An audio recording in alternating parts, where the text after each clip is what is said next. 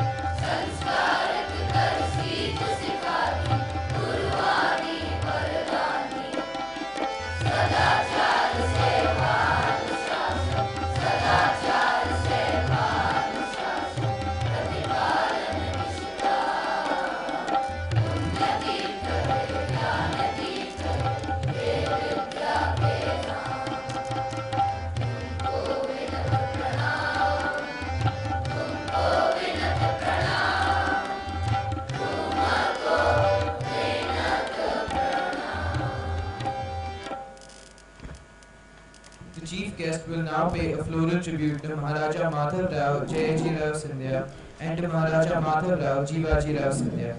While the floral tribute is being paid, please do not clap. I repeat, kindly do not clap.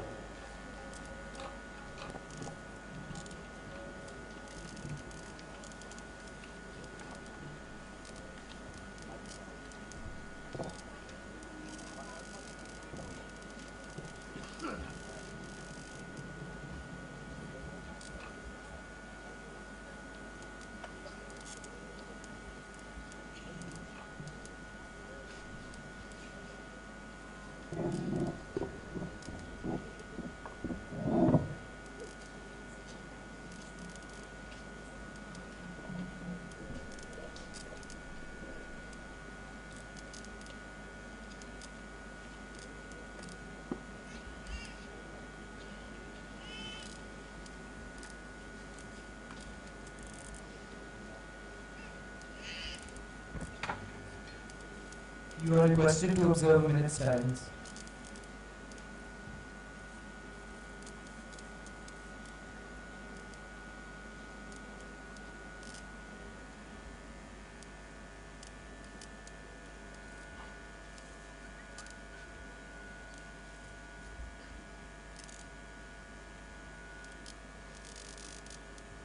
Thank you. Please be seated.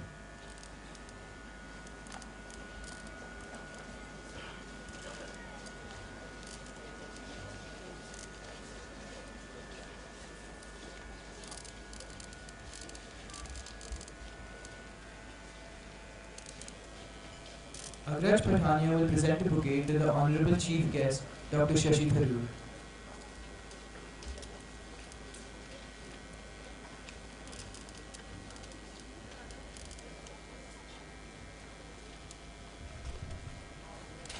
Kenchi Lepta will present a bouquet to the Honourable President Board of Governors, His Highness Maharaja Jyotiraditya Scindia. Fatehveer Singh will present a bouquet to Her Highness Maharani Priyadarshni Raje Scindia. Rudraksh will present a bouquet to this year's Madhav awardee, Shri Gautam Barua.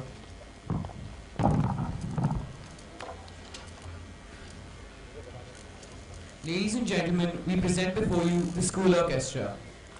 This year's composition, titled Stirrings of Joy, is an expression of our happiness. The symphony is based on Rag Mand, which is derived from traditional Rajasthani folk songs. It has an amalgamation of tals, most notably Dadra, Geherwa, Deepchandi and Teen Tal, which have been used in a variety of ways to further enhance the composition.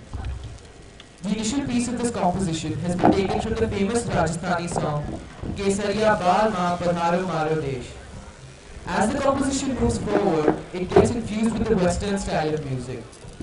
There is also a special part in this composition in which, for the very first time, we have a solo vocal performance with the chorus.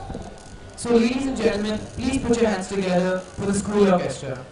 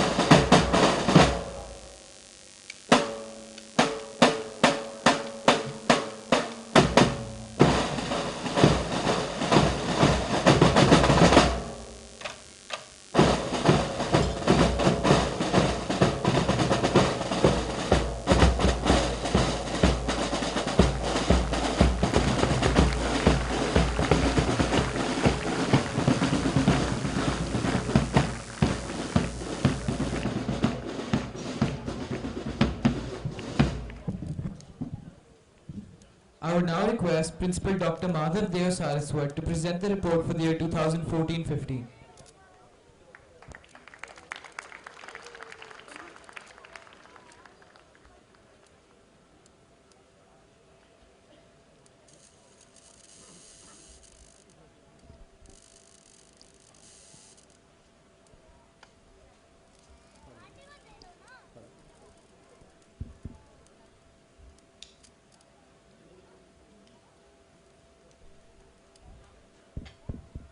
Good evening to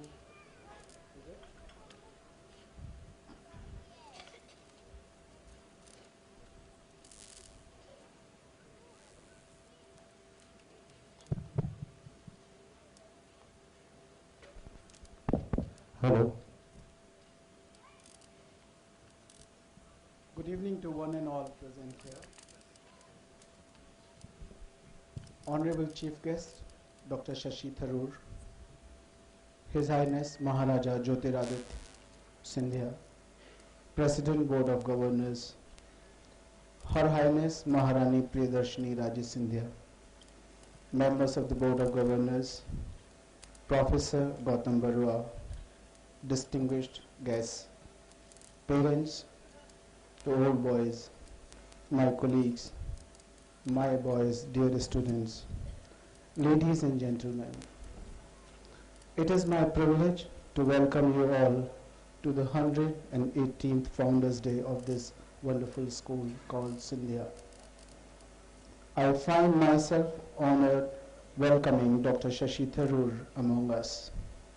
Dear sir, I welcome you to this wonderful place that not just offers education, but to a place that goes beyond being an abode of knowledge and learning. I extend a warm welcome to the students of batches of 1975, 1990, 1995, and 2005, who have gathered here for their batch reunion. With warm smiles and open arms, I welcome you all back to the place that taught you conviction. A sincere welcome to our guests from the Woodbridge School UK who are with us on this occasion, and to Mr. Tony Hyde, honorary member of Round the Square and former teacher of Aglo College, Switzerland. Today is also the time to remember and extend our gratitude towards our founder, late Maharaja Madhav Scindia I, and subsequent patrons who held the rudder of this institution and guided it on its journey towards becoming the preeminent institute through the ever-changing currents of Indian society. I find myself privileged to follow a path that has been paved by wonderful minds as the principal of this institution, starting from Mr. F.J. Pierce to Mr. Samik Ghosh. Before I present the school report for the year gone, I would like to just share that life is not what you make of it. Life is not what we know of it.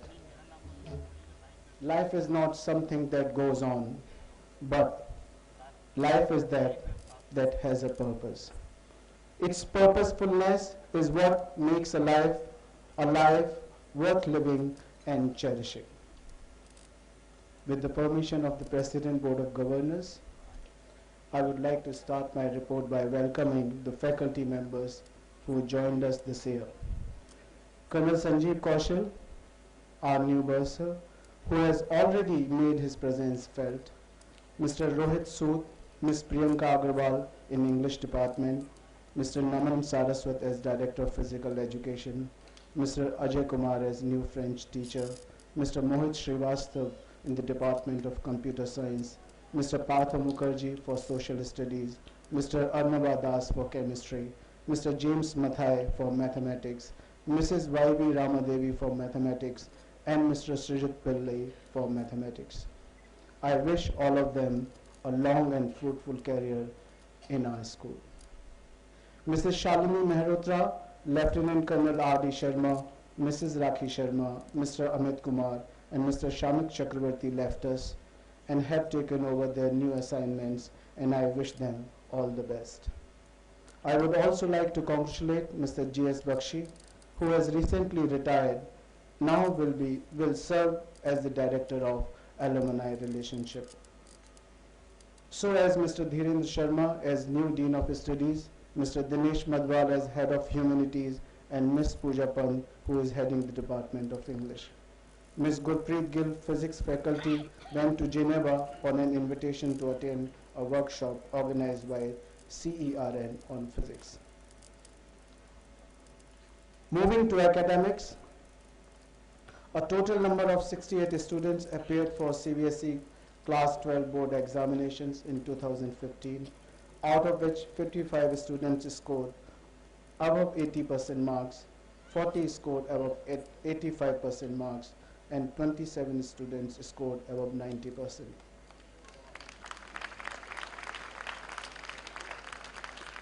Anushtup Garai topped the batch in all subjects by scoring 97.2% marks, and the average percentage remained was 85.9. Well done, boys.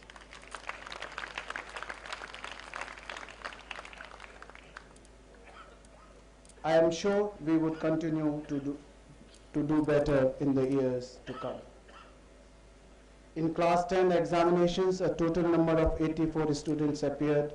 Average CGPA of the batch was 8.4 and the average percentage was 79.78. We have to work harder. Some of the universities which visited our school are New York University, Abu Dhabi, University of Westminster, King's College, London, Ashoka University, Swiss School for Hotel Management, Indian School of Business and Finance, Delhi, and SP Jain School of Global Management, Mumbai. Few of them have offered scholarships ranging from 25% to 75%. This is beside 100% scholarship offered by Westminster and NYU universities.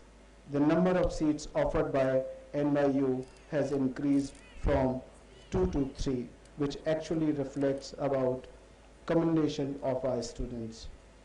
Ms. Renu Mehra, an image consultant, was with us for a workshop for faculty and students on 13th September 2015. Infrastructure has been very important for us. The school has taken up a planned approach for the development of infrastructure. Every year, certain projects are taken up to be completed from one founder's celebration to the next. The last 6 months have been marked by a massive drive to give a facelift to the school, while the original historic character of the school is being restored. The Shukla Memorial Open Theatre presents a modern look. However, its basic frame and spirit has been left untempered. The school dining hall has been renovated, and I am sure that you must have liked it. The Faculty Resource Center has got a major facelift. Comfortable workstations have been created for the members of the faculty. A major attraction is the conference hall, which is equipped with facilities for video conferencing and webinars. The guest house has also undergone renovation with aesthetics and comfort. We have also taken proactive steps to increase the water supply on the fort. Talking about IT initiatives, and Mr. Kapoor said, ICT Dean, that you should say beyond computers. So I said, okay, I will include beyond computers. We are indeed proud of our achievements in the use of IT, both for academic and creative purposes. A Cyber Scindia team comprised of 3 students was declared winner of the computer quiz organized by Computer Society of India in January 2015. They also won the Suryodaya IT Fest 2015 held at our school, where 8 premier IPSC schools of India participated. Well done, boys. Assam Valley School hosted first Creative Eye Film Festival, where Cyber Scindia students came out as winner with the best movie titled Survival of the Fittest. Master Yohin T of Class 9 was adjudged the best director. Well done, Yohin. God bless you.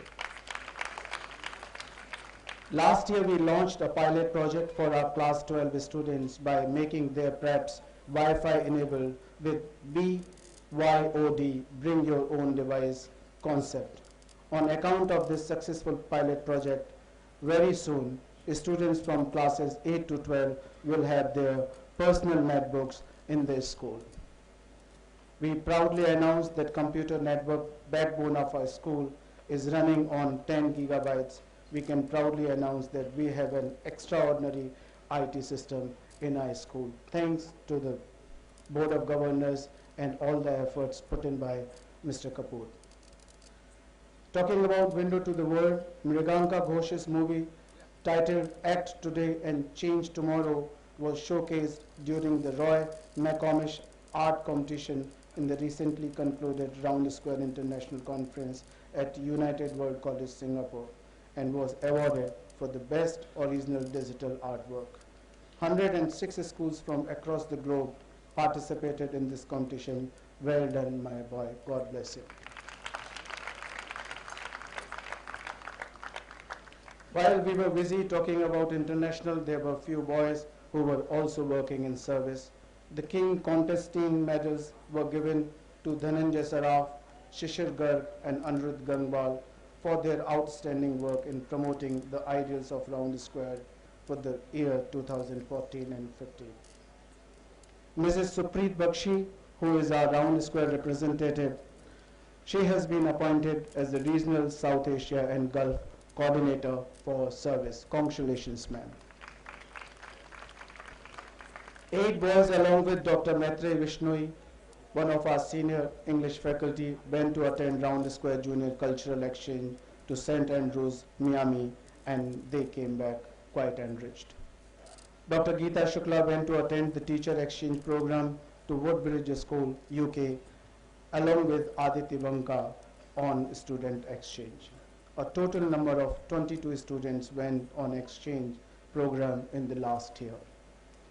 The Round Square Service Project at Nathu Kapura village from 11th to 16th December 2015, a total of 45 students from 5 schools participated in the project. This was the 5th consecutive project in the last years in this village. Indo-German exchange program was hosted by us from 3rd to 20th December 2014, where 32 students participated in a project called Plant Life Giving, out of which 16 were Sindhians. Under the banner of Darshas and Dishes, 16 students accompanied by Mr. Gopal Chaturvedi, faculty German language, and Mrs. Sangeeta Jain went for an exchange program to Germany. A team of 19 boys, 2 teacher escorts representing India and the Scindia school went to Turkey for attending the Mersin Citrus Festival from 15th November to 22nd November at the invitation of the Mayor Mersin. The school also successfully hosted many activities. Last year, we hosted the much awaited and talked about 4th Editors Conference in September 2015. 11 schools from all over the country participated in the conference. The 42nd Platinum Jubilee Inter-School Memorial English Debate and Quiz were hosted by us. 10 schools from across the country participated in the debate. The topic for the final was Girls Have It Better Than the Boys. Eventually, Maharani Priyadarshni Girls School, Jaipur, won the debate. Lieutenant General Syed Hasnain, one of the most highly decorated army officer, was the chief guest on this occasion. We hosted the His Highness Maharaja Madhav Memorial Hindi Debate on 30th September, Mayo College for Girls, Ajmer, Belem Girls School, Dehradun, Basant Valley School, New Delhi, Sanya International School, Katni, and 6 other schools participated in the event, and this debate was won by us. We hosted the Scindia School Model United Nations Conference with total 85 delegates.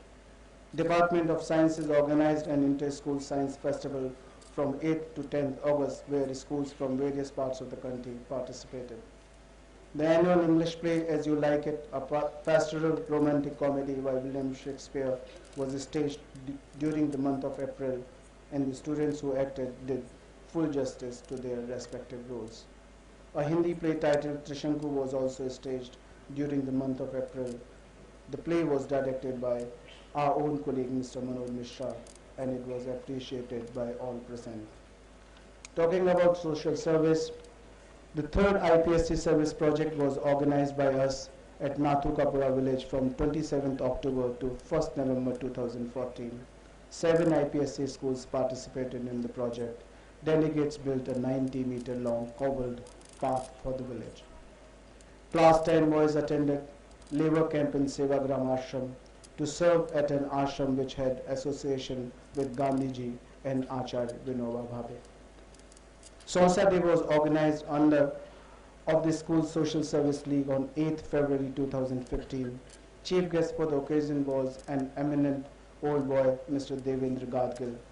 2 special prizes, one for a talented girl child of Sonsa village and the other for talented child of the helping staff of Scindia School, was instituted from this year. Talking about games and sports, cycling expedition was organized from 27th October to 1st November 2014. 14 students along with 3 teacher escorts participated in the expedition from Bharatpur to Bikaner. A distance of 516 kilometers was covered in 6 days during the expedition, and the next expedition starts tomorrow at 7 o'clock with 12 students and 4 teachers. Well done, my friends. We hosted the 13th His Highness Maharaja Madhav Scindia Memorial Cricket Tournament. 8 public schools teams participated in the tournament, and it was won by Modern School Barakhamba Road, New Delhi. School cricket team, along with then Dean of Sports Mr. G.S. Bakshi, went to England during May 2015. We played 4 matches there and won all 4 of them. The team was captained by Sarthak Talwar at Bradford and Harsh Raj Malik at Birmingham. Well done, boys. A group of 9 students accompanied by a teacher escort went to Spiti Valley as a part of their IAYB project. This project included building a greenhouse for a family in a small village. 10 students received gold, 13 silver, and 20 got bronze IAYB awards. Dhananjay Sarraf and Manik Bansal received the prestigious Anirudh Sharma Memorial Trophy for excellence in adventure sports and special blazer respectively. Well done, boys. Akshay Bhargav was selected for the Madhya Pradesh cricket team under 14 group for Raj Singh Dungarpur Trophy, and now he is part of under 16 team for MP. Akshay, well done. God bless you. Our shooting team has again impressed us with its outstanding performance in various tournaments, and it continues to bring awards and medals. We hosted the IPSC squash tournament in which 12 public schools from all over the country participated. Akash Jaini has represented in squash nationals twice, and I would like all of us to congratulate Akash Jaini for this achievement. I would also request all of us present here to recognize effort of Vivek Singh, who represented CBSE team in the nationals. Well done, Vivek. God bless you.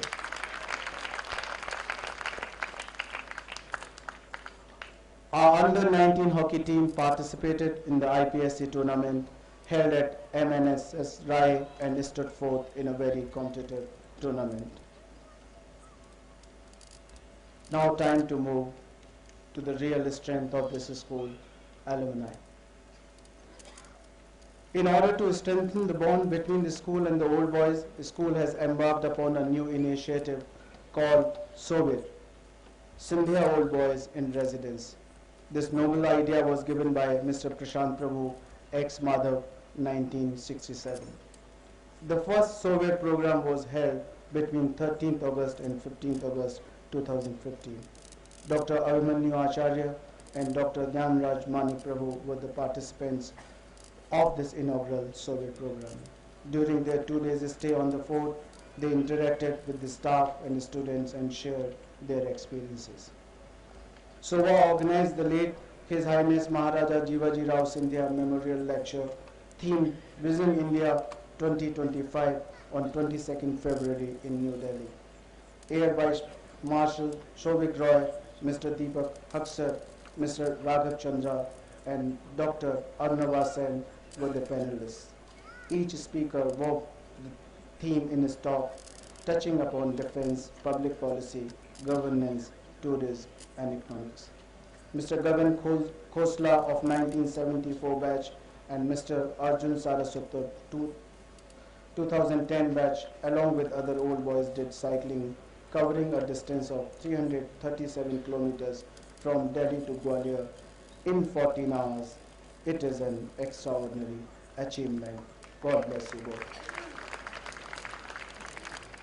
Golden Jubilee reunion of the class of 1964-65 was celebrated on the 4th from 25th to 27th January 2015. Highlight of the visit was participation of these old boys in the Republic Day parade held on campus. Batch of 2000 visited the school for their Crystal Jubilee reunion on 15th August. They participated in the Independence Day March past, attended the cultural program at Astachal. It is a matter of pride for us that Utsav Mehta, ex-Daulat 2015 has joined the University of Westminster, and Manas Pant and Sugandha Shukla have joined New York University, Abu Dhabi on a full scholarship. Vaibhav Singh, ex-Daulat 2012, received the prestigious Durham Award from the University of Durham, UK, for his skills in leadership and teamwork. Mr. Anuragam Butts, ex-Ramanian 1988, has written a book entitled Listen to Heart, the Other Side of Life.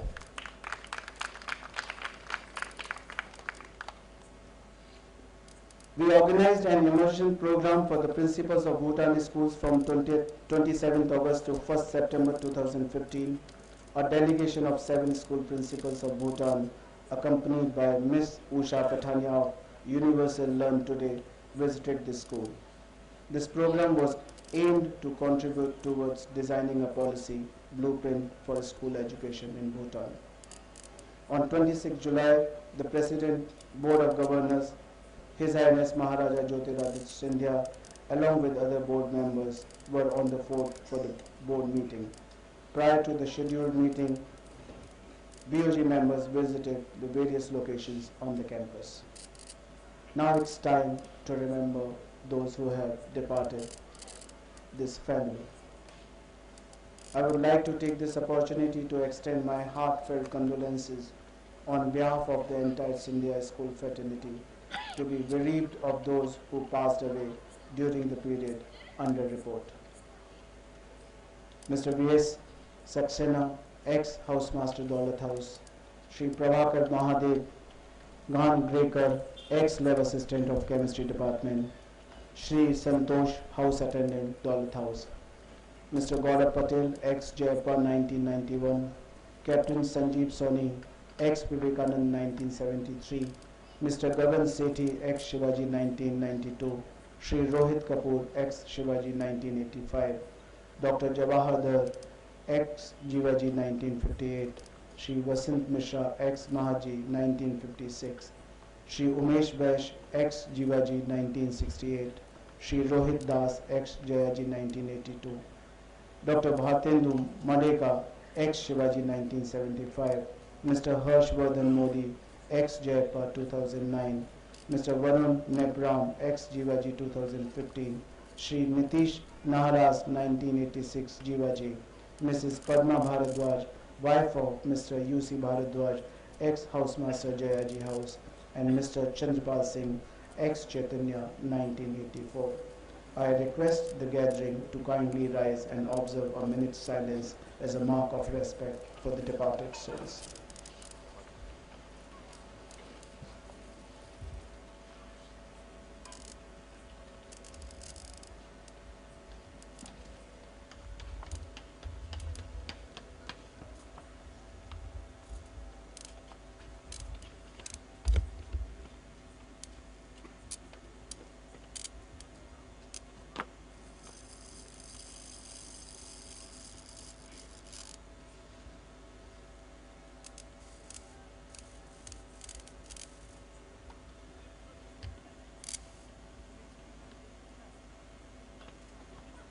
Thank you very much. Please be seated.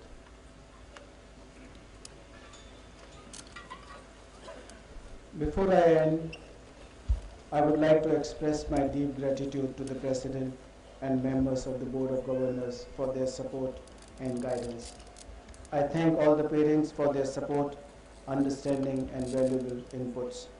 I am thankful to my colleagues from teaching, administrative and services wings for their teamwork and understanding. I sincerely appreciate the help that I have received from the band of bright youngsters, our team of prefects.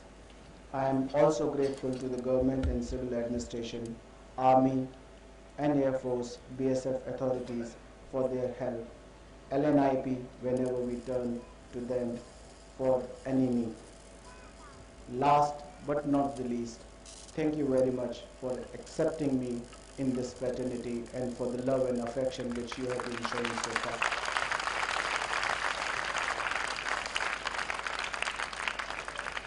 I expect that you will carry back beautiful memories of Founders Day 2015 and faith in what the Scindia School does to the budding citizens of India in our care. Thank you very much and have a wonderful evening ahead.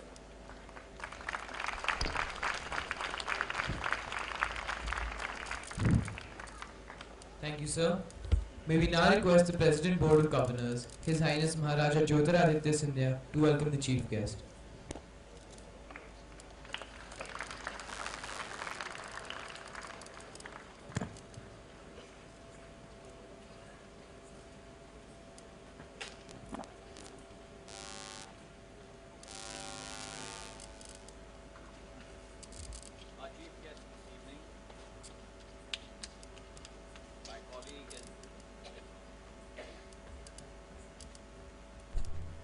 Our Chief Guest this evening, my colleague and friend in Parliament, Honourable Dr Shashi Tharoor, members of the Board of Governors of the Scindia School, Principal Dr Saraswat,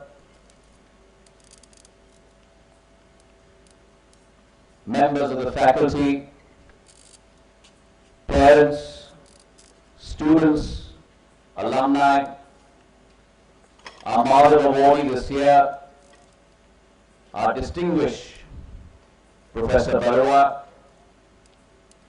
ladies and gentlemen. Welcome to the 118th Founders Day at the Scindia School. It is on this day that we reaffirm our commitment to the vision of the founder of our institution, His Highness Maharaja Maharaja Scindia I. His vision that articulated the creation of a learning environment that would create the leaders of the future corporations, leaders of future international organizations, social organizations, government, and NGOs. Many a time we have struggled in our lexicon to find the true meaning of what a future leader involves. And I think Bill Gates said it best, and I quote, he said, as we look ahead into the next century, leaders will be those who empower others, unquote. And what is that essential ingredient that must go into the recipe of making a true leader?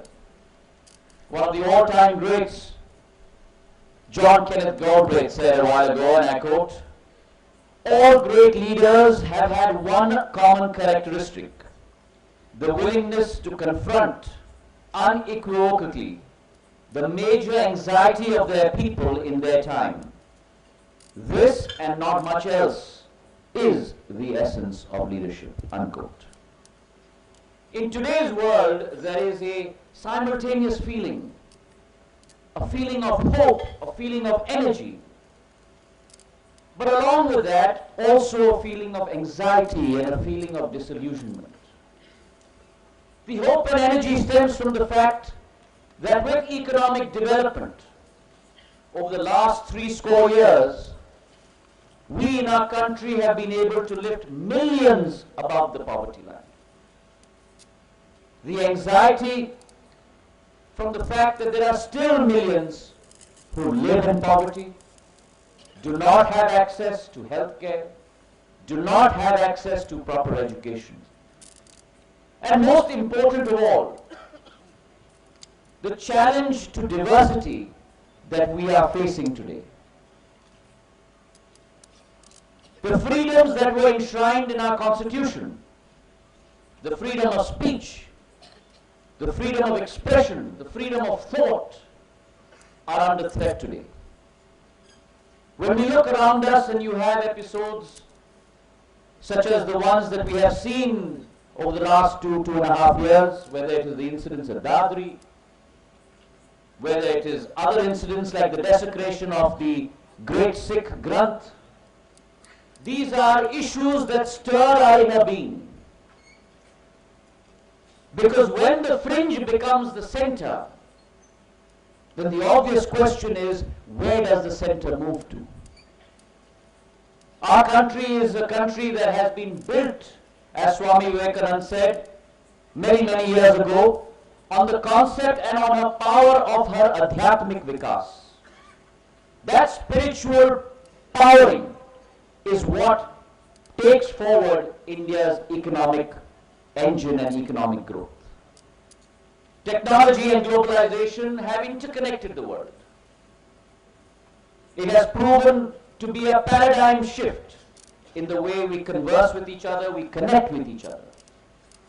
But as the movie Spider-Man says, with great power comes great responsibility. Jeff Bezos, the founder of Amazon, once said that always remember, technology is a gift. How you use it is a choice, your choice.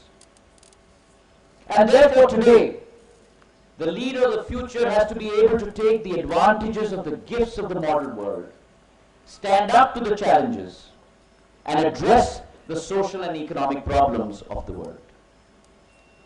While mainly I hope to address students, but I do hope that I find a receptive audience in the parents and the faculty.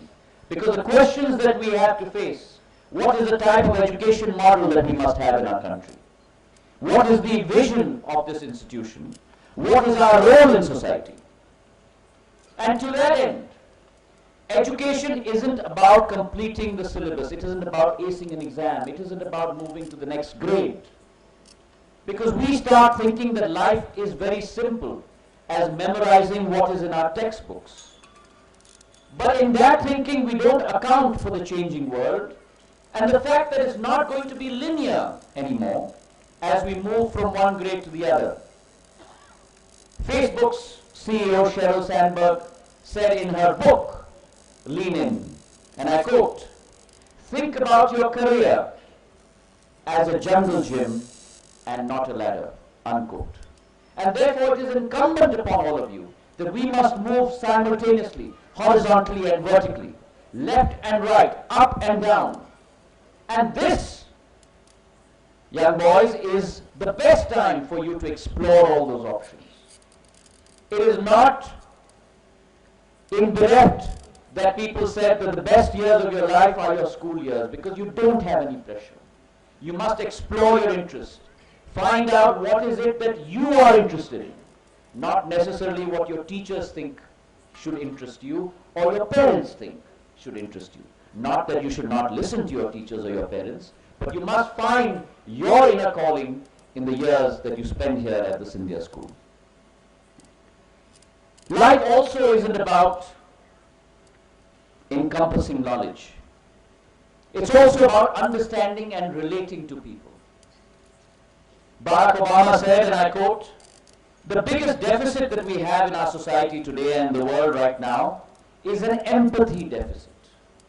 We are in great need of people who are being able to stand in somebody else's shoes and see the world through their eyes," unquote.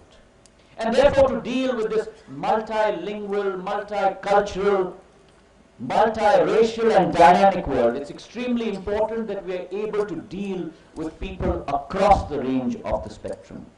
And in this world today, as the principal talked about, of iPads, iPhones and desktops, which you will soon get, we seem to forget that the most important thing is eye contact with people, building relationships with people.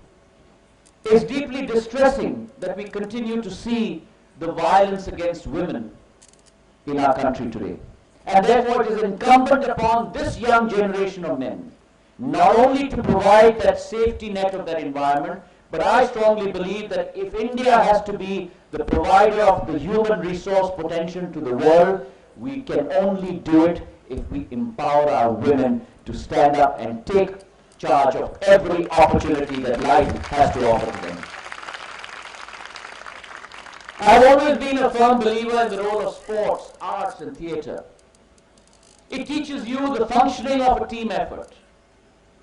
It teaches you that always remember your team is as strong as the weakest link within your team. Arts, on the other hand, provides an exposure to culture. It tells you about much more about someone else's history than possibly a textbook can. Here at the Scindia School, we also provide opportunities for self-reflection. And Astachal is a wonderful testament to that.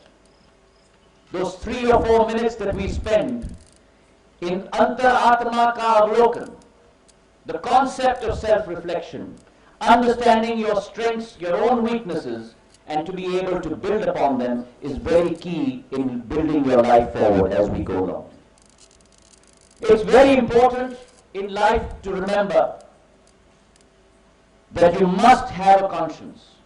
You must do good deeds. And here I'd like to recount a very, very old story. About 100 years ago or such, there was a farmer who went out to crop his fields in England. And he heard a shout in the nearby woods, the shout of a boy.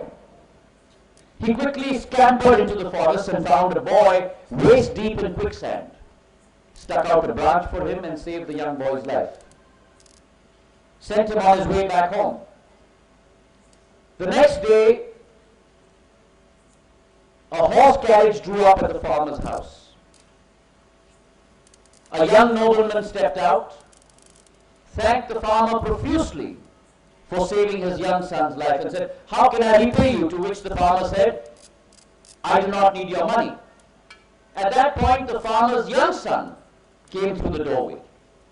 So the nobleman turned around and said, "Let me return that favor and provide an education to your young boy."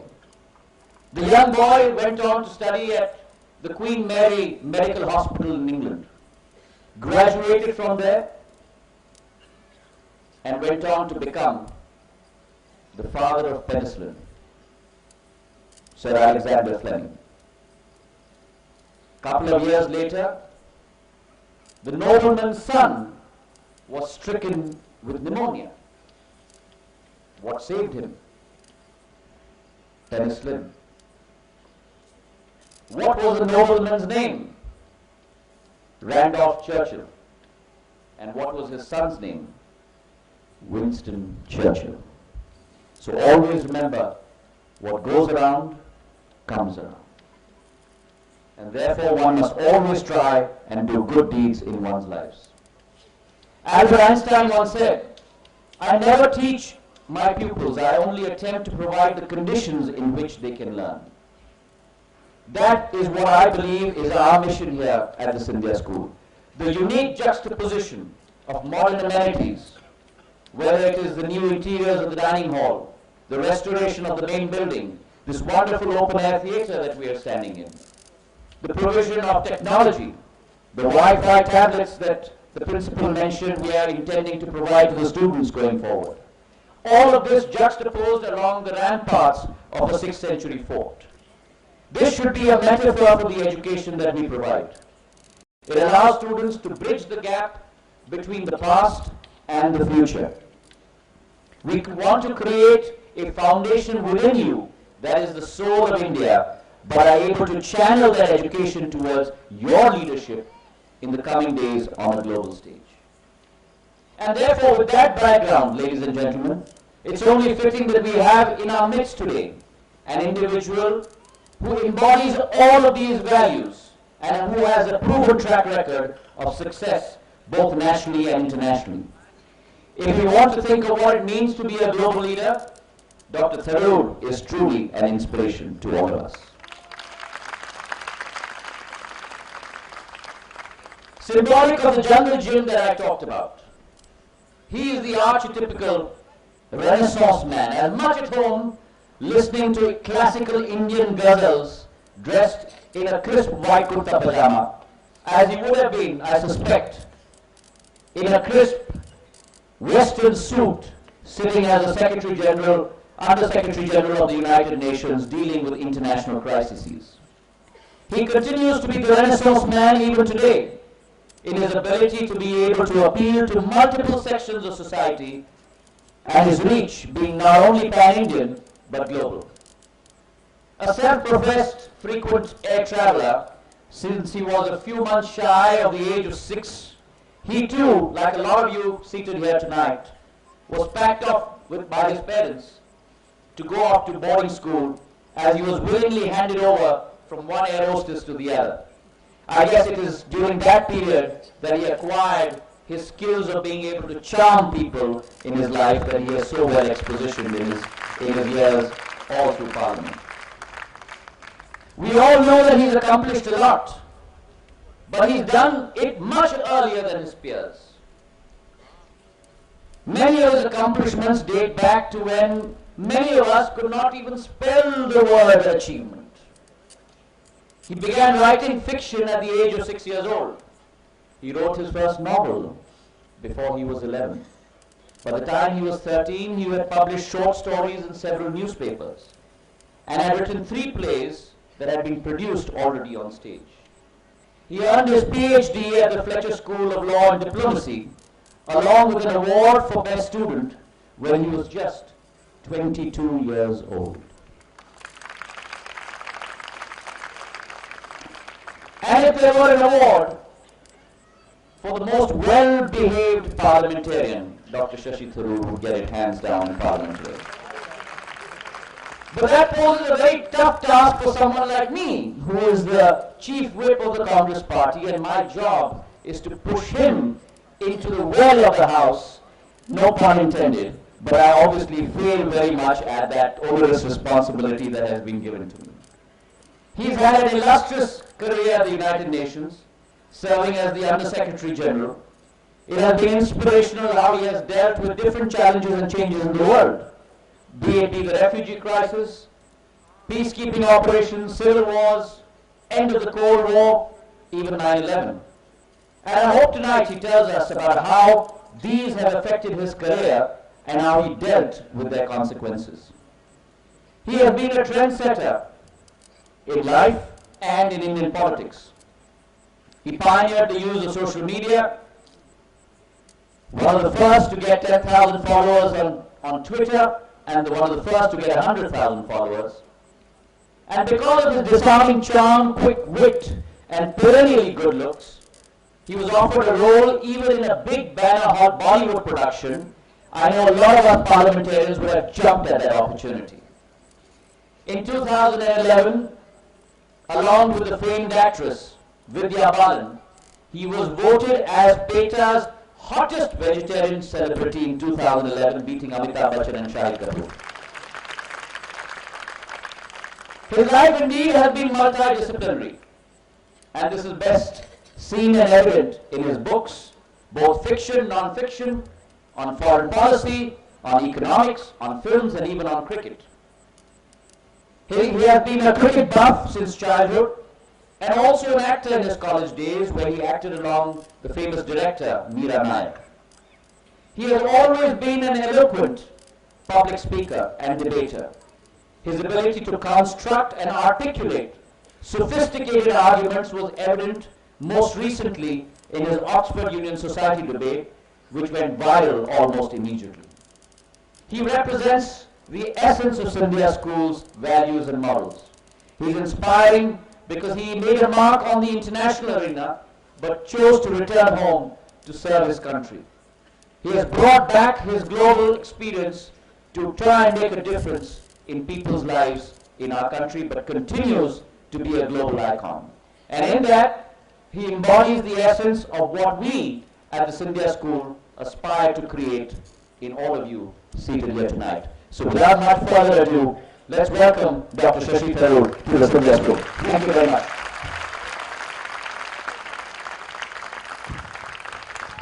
Thank you, sir.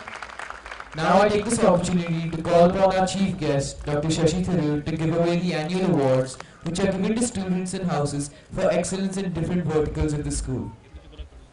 We request our principal, Dr. Madhav Saraswat, to announce the awards.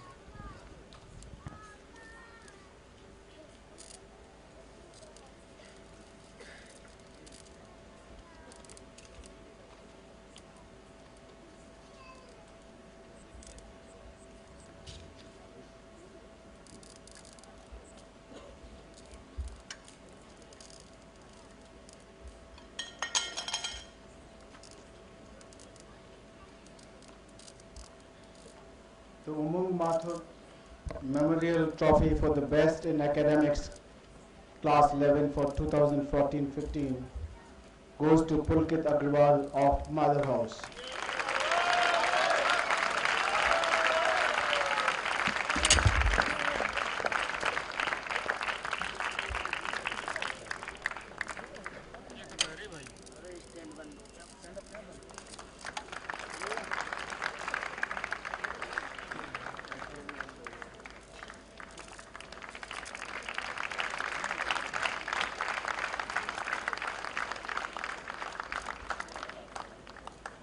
The Mahendra Mishra Memorial Trophy for the Best Sportsman in Class 11 for 2014-15 goes to Shivansh Kalra of Jayaji House.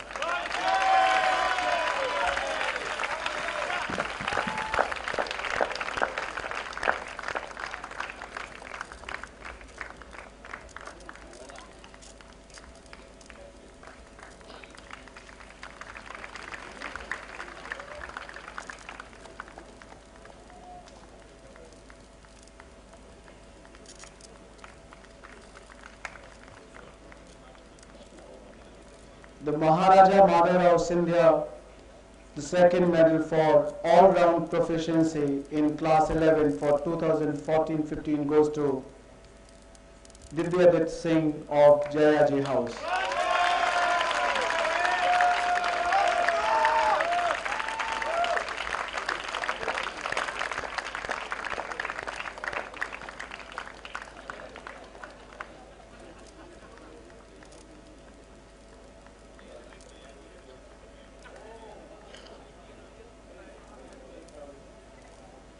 The Sam Petroda Award for the Best Innovative Project producing standing sound waves using fire for 2015-16 goes to Atul Korku of Jayappa and Pulkit Agrawal of Madhav House.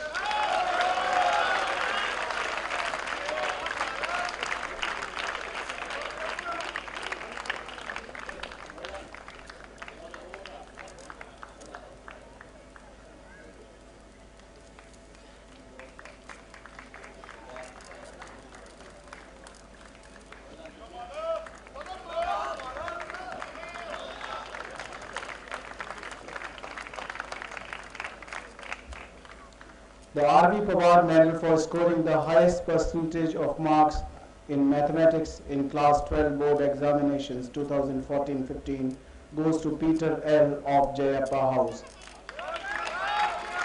I would request Ashish Khare to receive the award on his behalf. He couldn't come.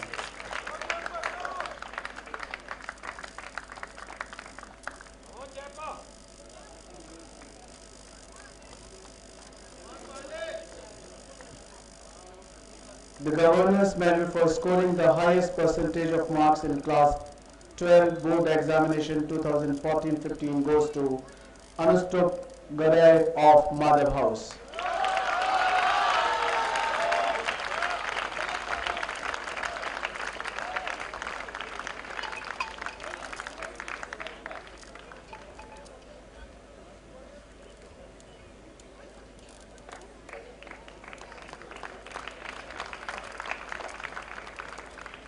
The Field Marshal Karyappa Shield for the Best Sportsman for 2014-15 goes to Harish Kumar of Jayappa House.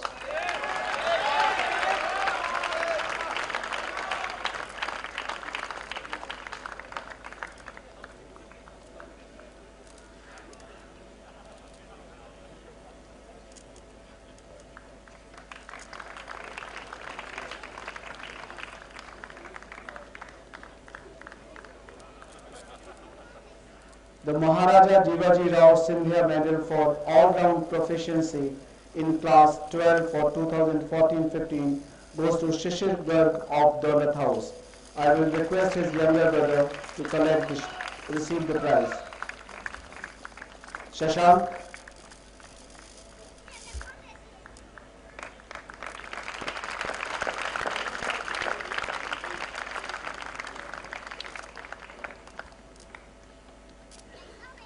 The Khurshid Lakarwala Junior House Efficiency Shield for 2014-15 goes to Kaner Khed House.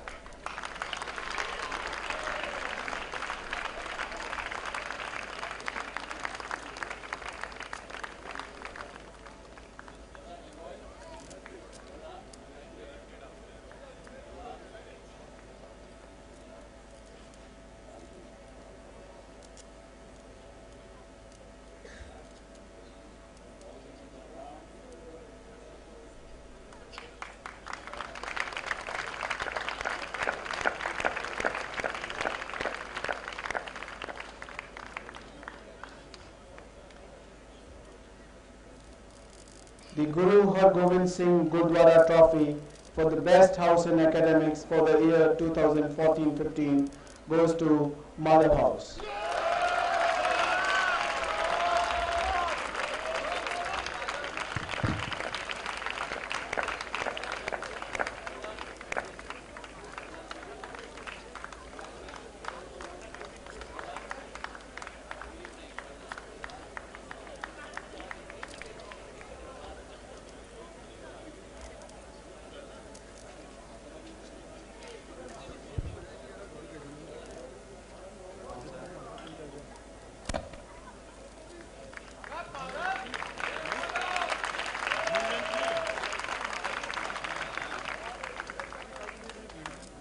The Nepal Trophy for the Best House in Games and Sports for 2014-15 goes to Jayappa House.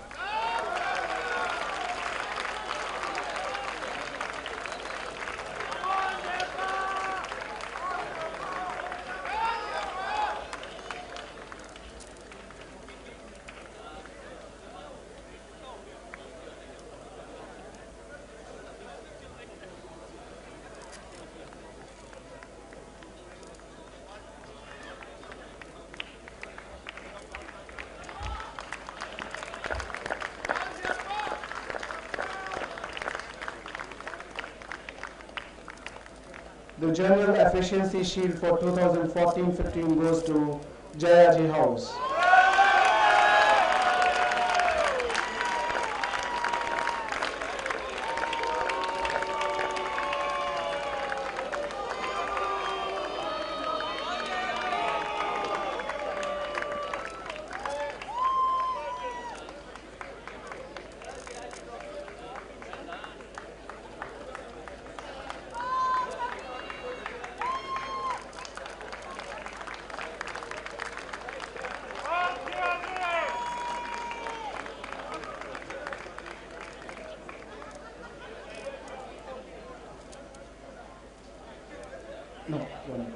Now I would request Dr. Shashi Tharoor and President Board of Governors to felicitate Mr. Gopal Chaturvedi for his dedicated and continuous services to the Institute for 10 years. Gopal.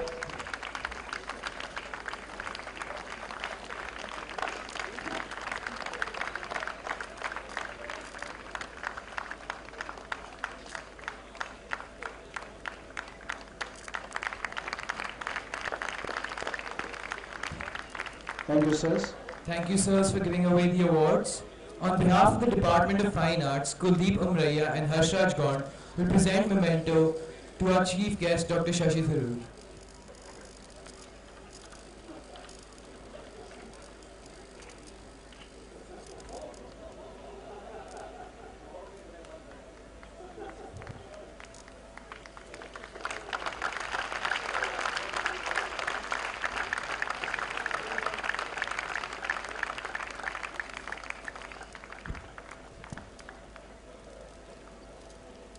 On behalf of the school, the senior school prefect will present a token of our love to Dr. Shashi Tharoor.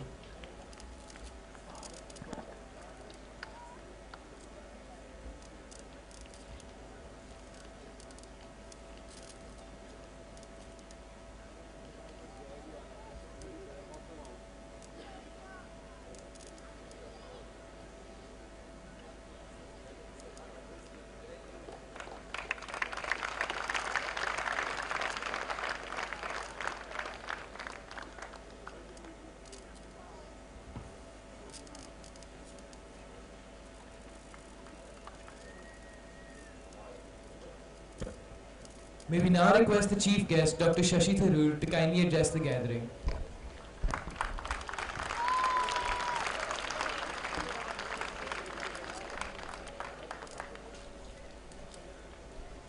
Good evening, everyone, on this very pleasant evening here. Salutations to my dear friend and parliamentary colleague, Jyotiraditya Scindia, Principal Dr. Madhav Saraswat, members of the Board of Governors, Madhav awardee, Professor Barua, other distinguished guests, teachers, dear students, parents, ladies and gentlemen, friends. I hope that covers everybody. I know it's customary on these occasions to say it's a pleasure to be here, but after what I've seen of the school today, and indeed my all too brief interaction with the students, I can truly affirm that it's indeed a real pleasure to be here at your 118th Founders' Day.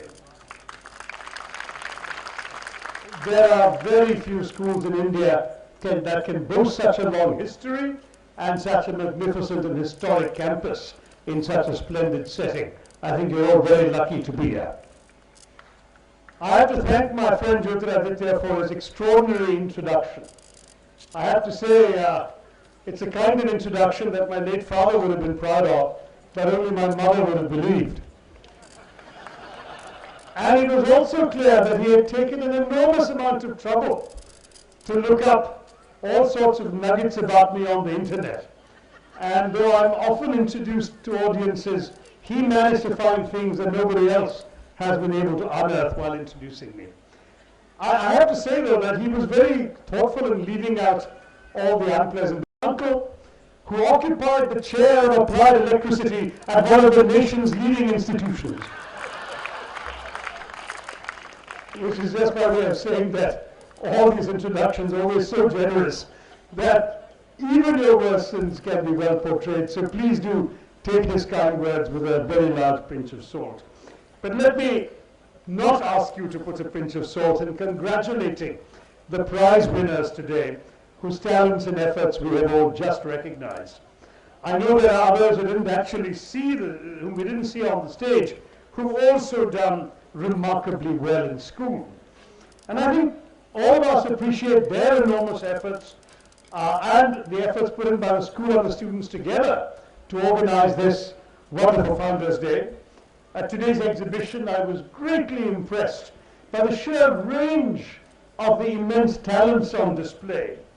I was struck both by the extraordinary gifts and talents amongst the students and by the work of the school in bringing out those talents and allowing them to flourish. I've no doubt that under the principals and the faculty's guidance, this school will continue to serve as a beacon of inspiration for all proud Indians. We all know, all the adults here, that school years are undoubtedly the most formative and influential years of one's life. This evening I was struck by the extent to which various kinds of experiences were seen, displayed at the exhibit, rewarded today. And these are experiences that will be forming and shaping the characters of these young men and women who will go on to lead India. I say and women because I'm told there are 5 girls in the school, but we didn't see them on stage this evening. They're there and they're making their own remarkable contributions. And that's why I was so pleased to hear about the social service work that you do at Sosa and Nathukapura. To be here in a place like Scindia School is a privilege. And to reach out to those less privileged is both to acknowledge your advantages and to extend yourself to share those advantages with others. Well done, Scindians. Keep it up. That's really important.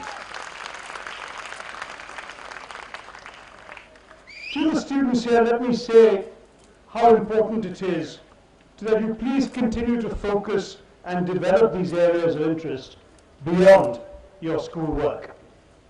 Whether it's the student magazines, and I saw them in English and French and German, no doubt there's one in Hindi as well, whether it's the games, the various all-round sports, the choir, the band, the orchestra, all of this. I mean, it's essential that you develop an avocation at this age, because this is what will give meaning and beauty to your life at a later stage as well.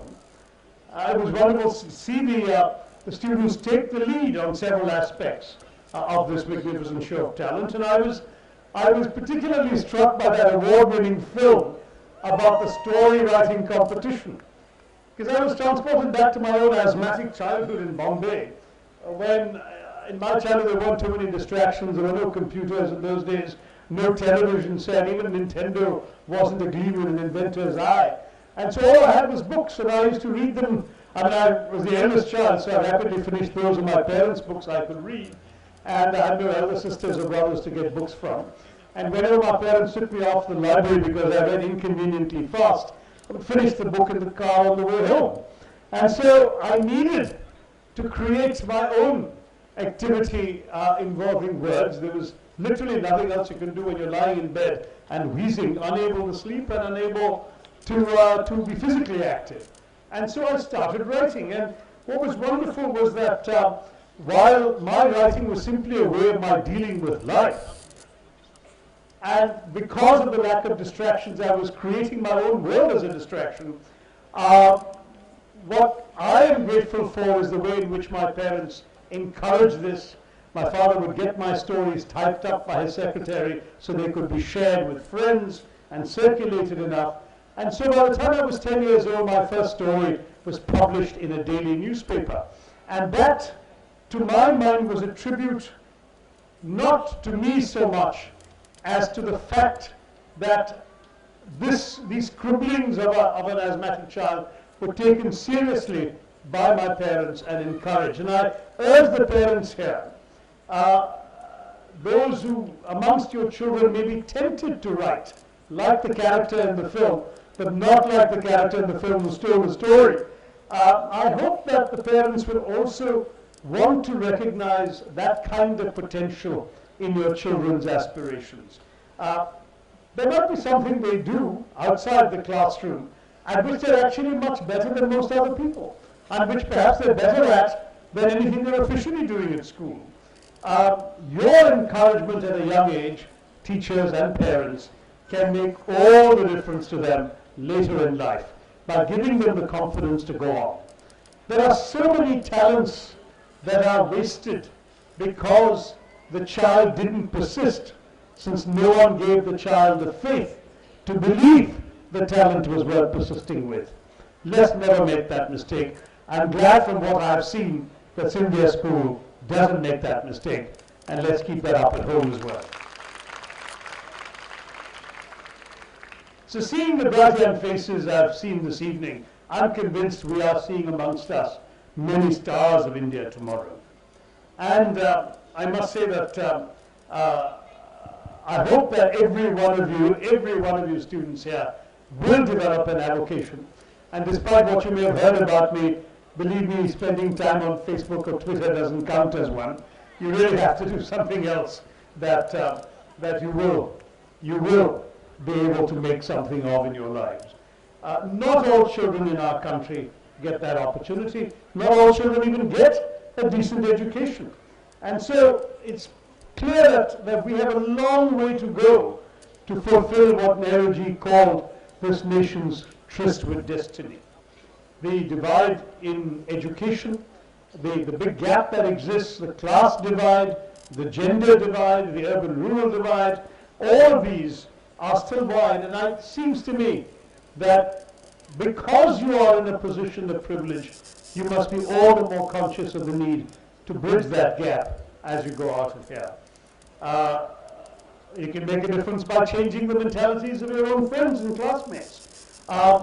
It's entirely possible that, for example, you can make, as a young student, a difference in your own home when you go home for your vacations. By, for example, seeing if your parents' domestic help can read and write. If they can, great, but can they read and write in both Hindi and English? Since you can, why not teach them the one they can't? Very simple thing. It was the old Swami Vivekananda slogan, and each one teach one. Each one of us in India taught one person. Since we are more than 50% literate, we'd solve illiteracy overnight in this country.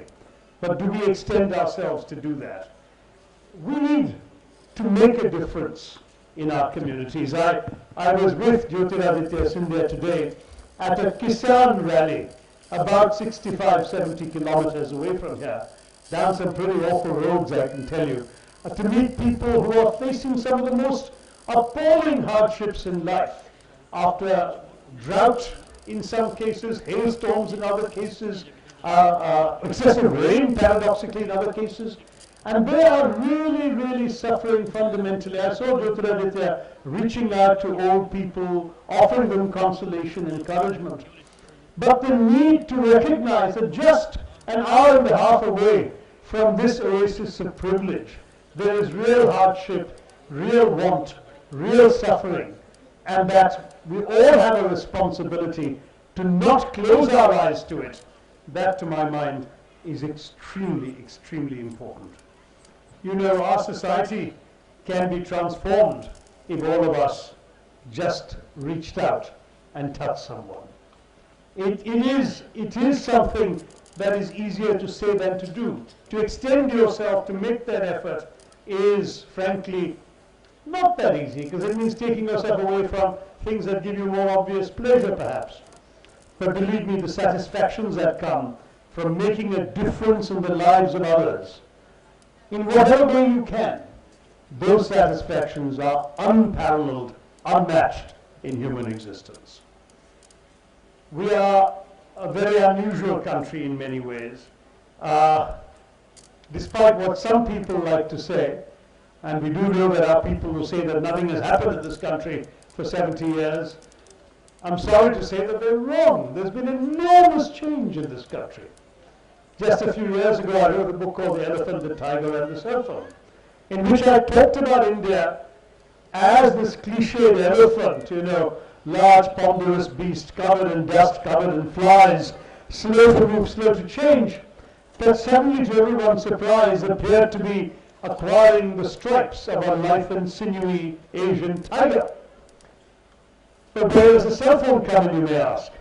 Well, in many ways, I know that the cell phone is banned in the school during school hours, or in fact during school terms, but it is in many ways an embodiment of the kind of change I'm talking about.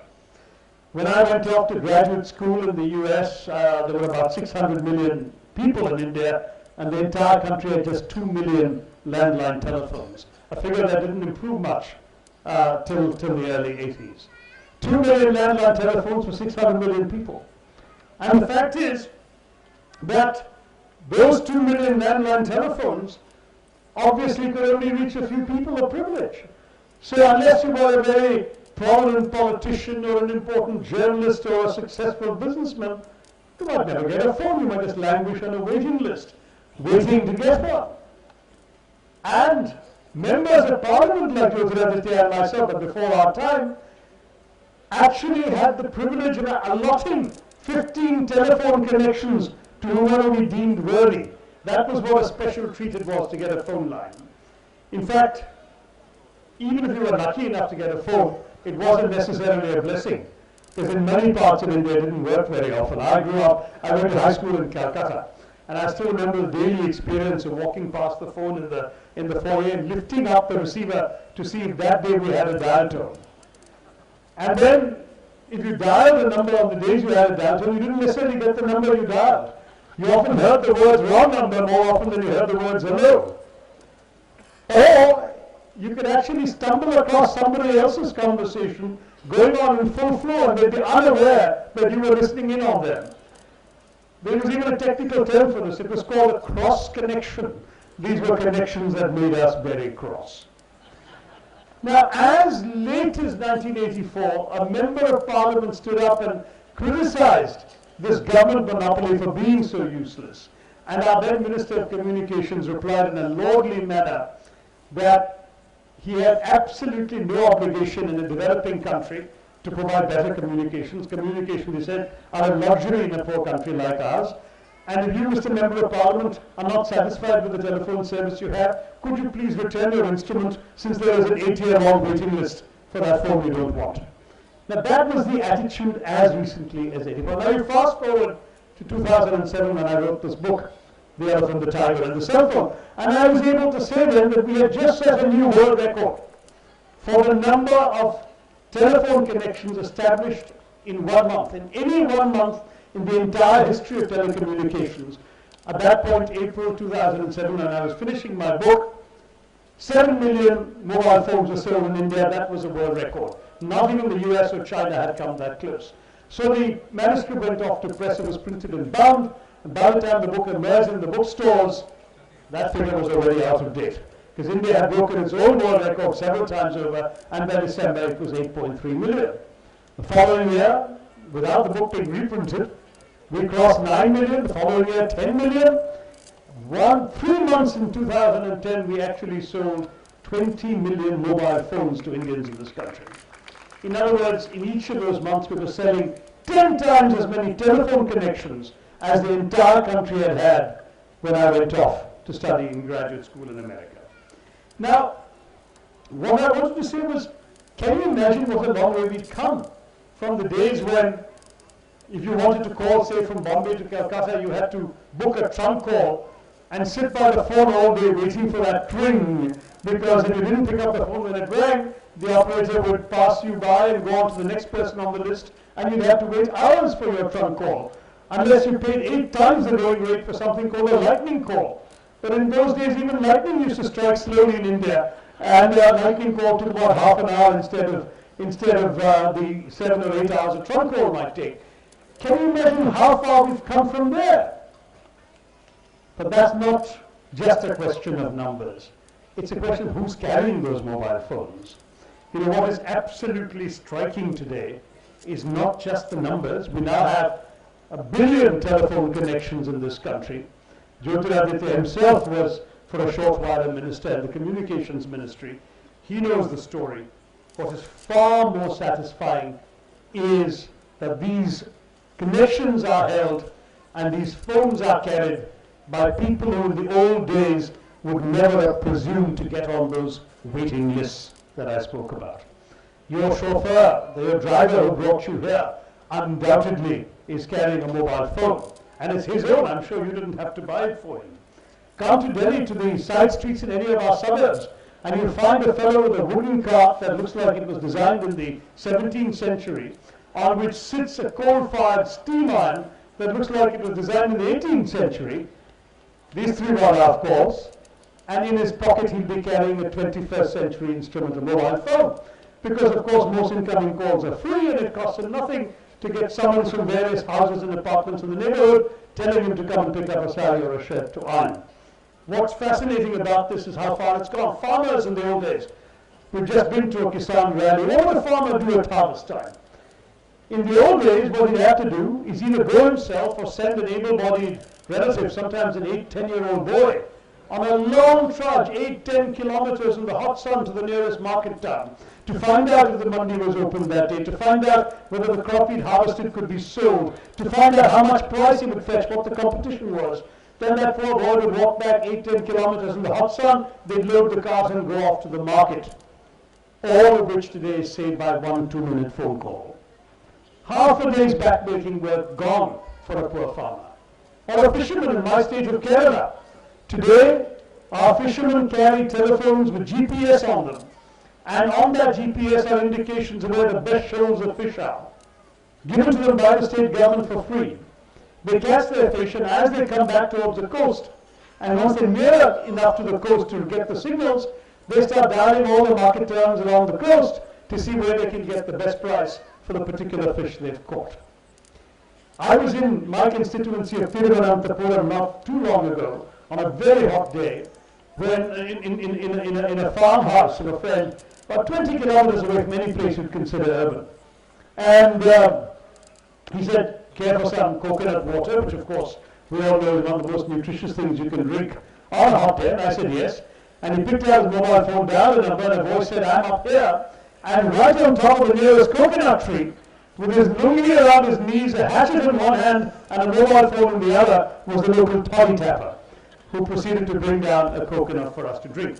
Now that is what really socialism means. It is about how we've used technology to transform the lives of ordinary people, give them hope, give them connectivity, give them opportunity.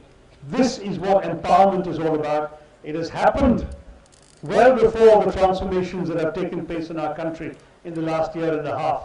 But there are some people who need reminding of it, so forgive me for doing so. When you young boys come out of your wonderful school here, remember that there's been this long journey before you. I think wasn't it Charles Darwin who said, whatever his, Isaac Newton, whatever my discoveries are, I walked on the shoulders of giants. We have all walked on the shoulders of giants to get where we have in India. The British left us with 17% literacy. I don't think I said that in my Oxford speech. We're now at 74. It's not good enough because we want to be at 100. But it's a lot better than the 17% that the British left us with. The British left us with 90% of our population below the poverty line. Today we have 23%. That's still too much, but it's better than 90%. We have made progress, and you must take heart from that. We must continue to make progress, and that's where your determination must come in. You know, we've had a number of accomplishments celebrated today. I'm proud of that. I'm delighted to see prizes given for things other than academic distinction. And I say this personally because I was inconveniently good at taking exams, and I kept winning academic prizes, but I wasn't particularly good at sports. And to me, it seems to me that there are qualities perhaps we haven't seen recognized here, which really matter in the school as well, as the teachers and the administrators and the faculty will tell you. Qualities of kindness, of helpfulness, of compassion, of the ability to amuse, the ability to cheer up friends, the ability to just be able to listen sympathetically. These are all abilities that are no shields for, no prizes for, but if you have them as a young student, they will hold you in great stead in adult life. They will transform in many ways the lives of those you meet and touch. The fact is, unfortunately, the Indian educational system for decades, perhaps for more than a century now, has tended to be seen, and I know this is not true of Scindia, but generally speaking, has tended to be seen as an exercise in cramming children's heads full of facts, making them mug up lessons, making them regurgitate what they're taught from the textbook and what the teacher has told them right onto the examination paper. But of course, the flaw with that is that such a method produces children with well-filled minds.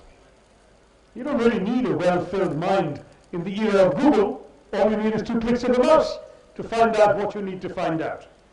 What we really need in the world is not a well-filled mind, but a well-formed mind.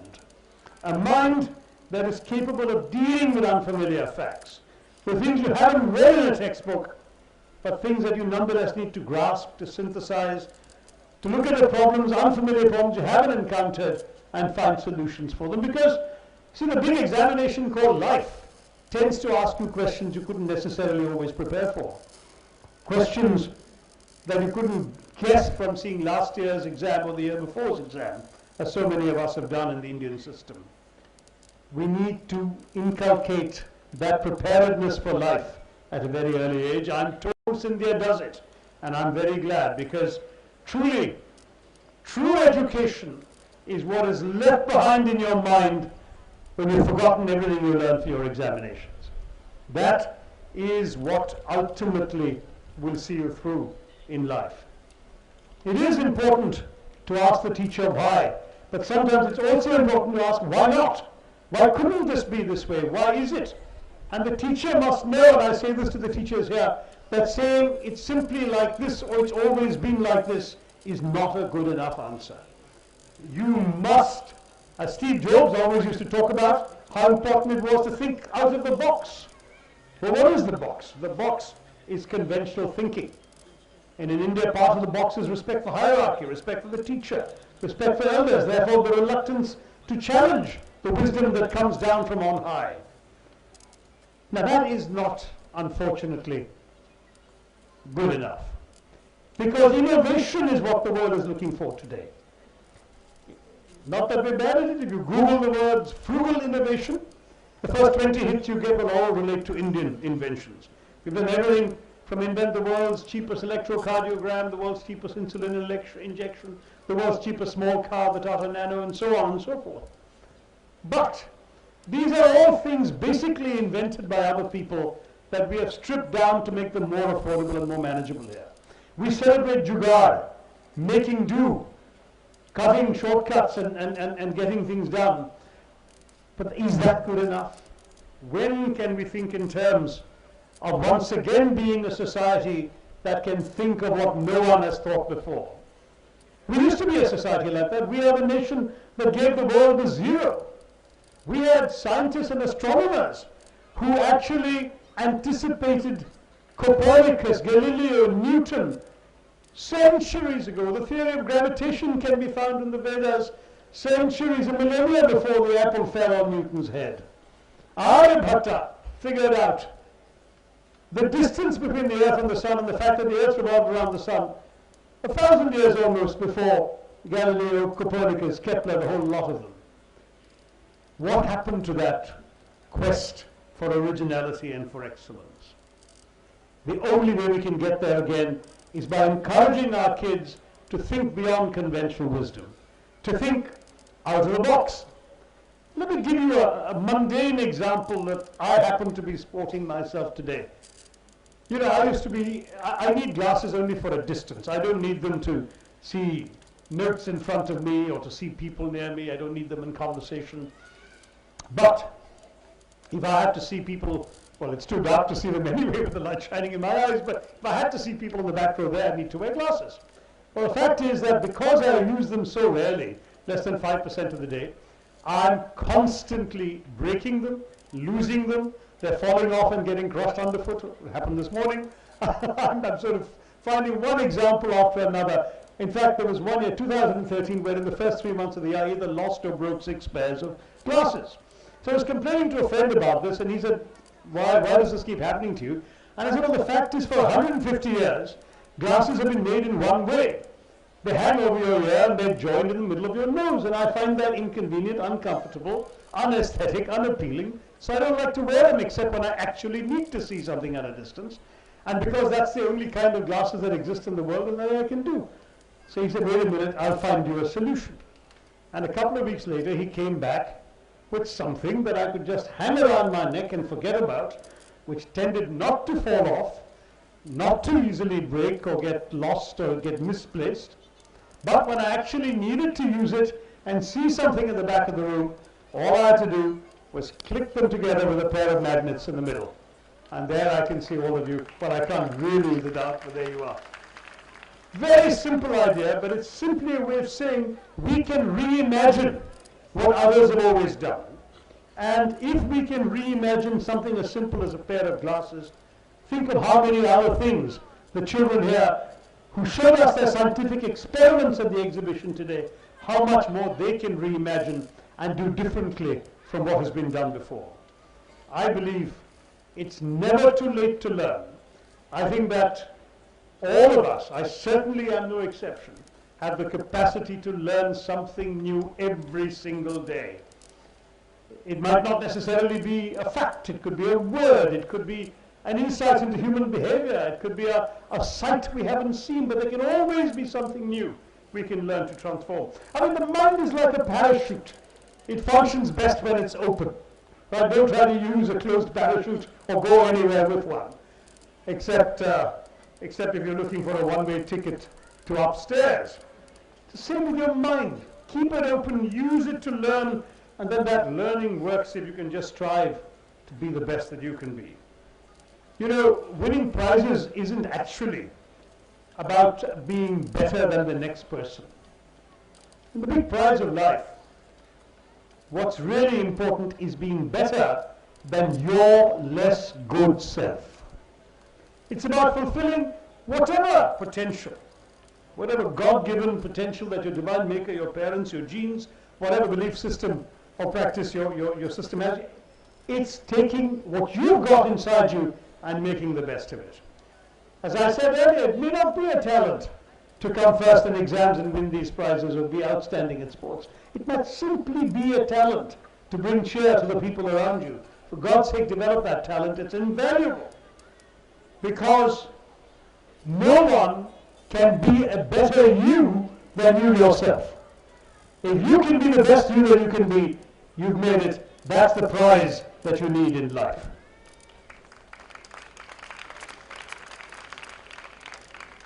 So to the children who are going to be graduating this year, let me just say that you're going out into an India that's full of opportunities, far more opportunities than my generation had when we left school, because this is an India where there are so many more possibilities.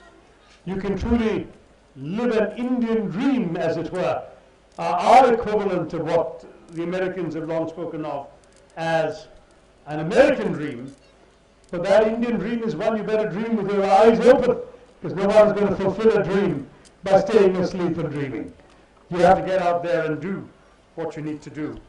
You know, the fact is, people who are accused of being lucky are usually the ones who work the hardest. As somebody once said, the harder I work, the luckier I get. Yes, some people make it look effortless. Jyotiraditya is a very good example. When I think of how much he had to put into that short 10-15 minute speech of his today, and he didn't look at a single note, did he? It was quite remarkable. The quotations, the knowledge, the insights, even the facts about my life that he was able to present to you all. But he made it look so easy. And that means you do the hard work first and it doesn't need to show afterwards when you're out here. The truth is, often what's important is worth taking that trouble for. Luck comes disguised in the dull robes of hard work. But if you work hard, if you develop whatever you have within you, you will succeed. And all I can say there to the young is, don't hesitate to take risks. It's sad that sometimes our system makes children afraid to fail. Well, maybe in class you shouldn't be failing. But in life sometimes setbacks will come your way. Not everyone can be a Jyotiraditya Scindia and go on from triumph to triumph and success to success. Most people in the world who you think have accomplished successes have actually had major setbacks along the way. You may fall, but if you have that faith in yourself, in what you can do, then you know you can rise again. It's not how hard you fall, it's how bravely you pick yourself up that matters. It sounds like a cliche, but it's true. I've been there. I think if anyone tells you they've never had a setback in their life, they're either blind to some of the real setbacks they've allowed themselves to forget, or there's one waiting for them around the corner. The truth is, everybody has failures and disappointments. Don't be afraid to risk them. It's when you're young that you can risk them all the more, because the young have fewer responsibilities, burdens and worries. They can take the chances. Now, Bill Gates dropped out of a place like Harvard, sat in a garage and tinkered with software, and now he's the richest person in the world. He still doesn't have a college degree, except what has been given to him honorarily afterwards by various grateful universities that use what he has produced. So, let me just say, I want to wrap up here. You folks, you youngsters here, are already the majority in our country, because more than 50% of our population is under 25. So the parents here, I'm afraid, we're already in a minority. India belongs to you, youngsters. You have to go on and make something of it. But in doing that, what should you pursue? I'm going to end with a story too. But it's a story that I didn't write, even though I've written it, but it wasn't my own invention. It is an ancient story from our Puranas. It's a story, a typical Puranic story, about a young warrior who wants to marry a beautiful princess. So he goes to the princess's father, the king, and asks for her hand. The king thinks this warrior is a bit too cocksure and callow. So he says, "You may marry my daughter when you find truth." Well, the warrior leaps on his steed and he canters off in a quest for truth. He goes to mountain tops where ascetics have hidden themselves. He goes to monasteries where sages are meditating. He goes to forests where people are scourging themselves with penitential bark. He goes everywhere where people are looking for the truth, but nowhere does he find truth. Despairing one day and seeking refuge from a thunderstorm, he finds himself seeking shelter in a dank and musty cave. There in the darkness, he sees an old hag, a wizened old lady with matted hair, wrinkles on her face, bony limbs, rotting teeth, bad breath, gloomy eyes.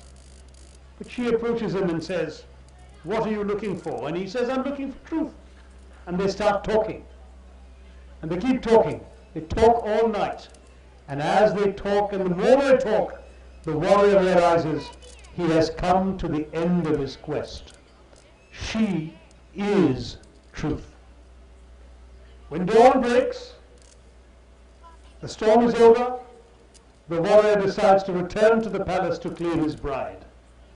As he leaps on his horse, he turns to the wizened old crone and says, "What shall I tell them at the palace about you?" And the old hag smiles and says, tell them, she says, "tell them I'm young and beautiful." However, it is a 2,000-year-old story. Truth is not always true, even though truth exists. Which means you have to search for your own truth. I hope you will find it. When you find it, keep a little percentage of doubt that the truth you have found may not be the truth after all. We are currently ruled by a few people who believe they have the truth, and many of us don't think they do. Let us understand that as long as you bring the best of yourself to the quest for truth, then India will be able to rejoice in your story of success. Think out of the box, think creatively, continue to be talented and enthusiastic as the Scindia School has encouraged you to be. Also be kind and loving and compassionate, humanitarian, doing that kind of social service work after school as well. Do all of those things. And let me say to all of you, the future is yours. India needs you. Thank you, Jyotiraditya and the school, for this opportunity to speak to the children here.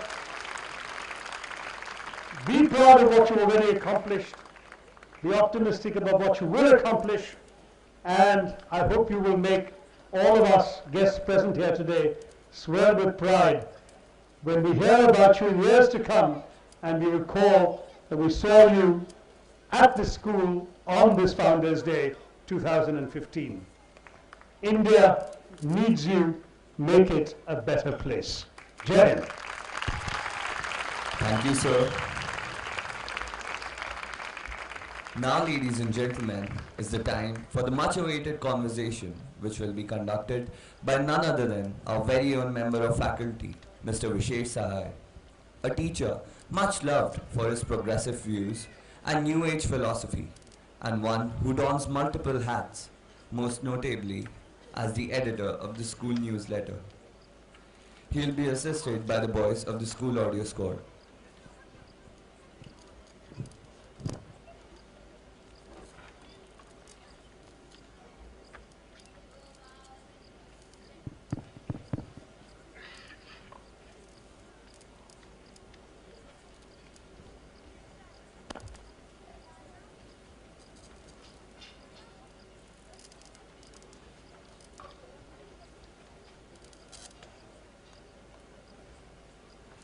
On behalf of the Scindia School, a hearty welcome to you, sir.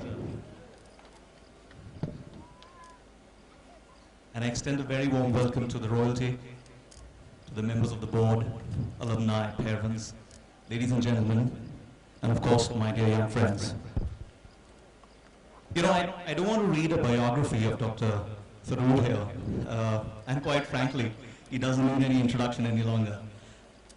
Tonight, in this conversation, it's a slightly of a different kind.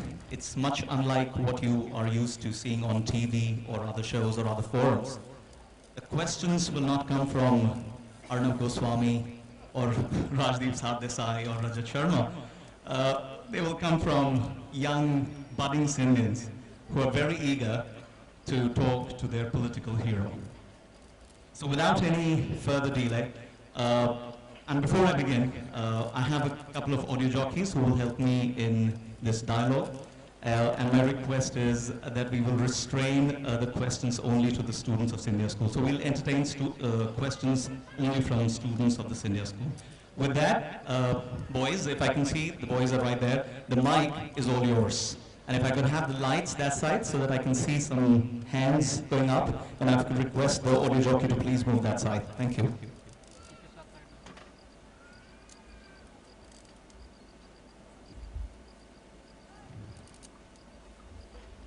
Straighter. Yes. Can I have the mic send that side, Abhishek?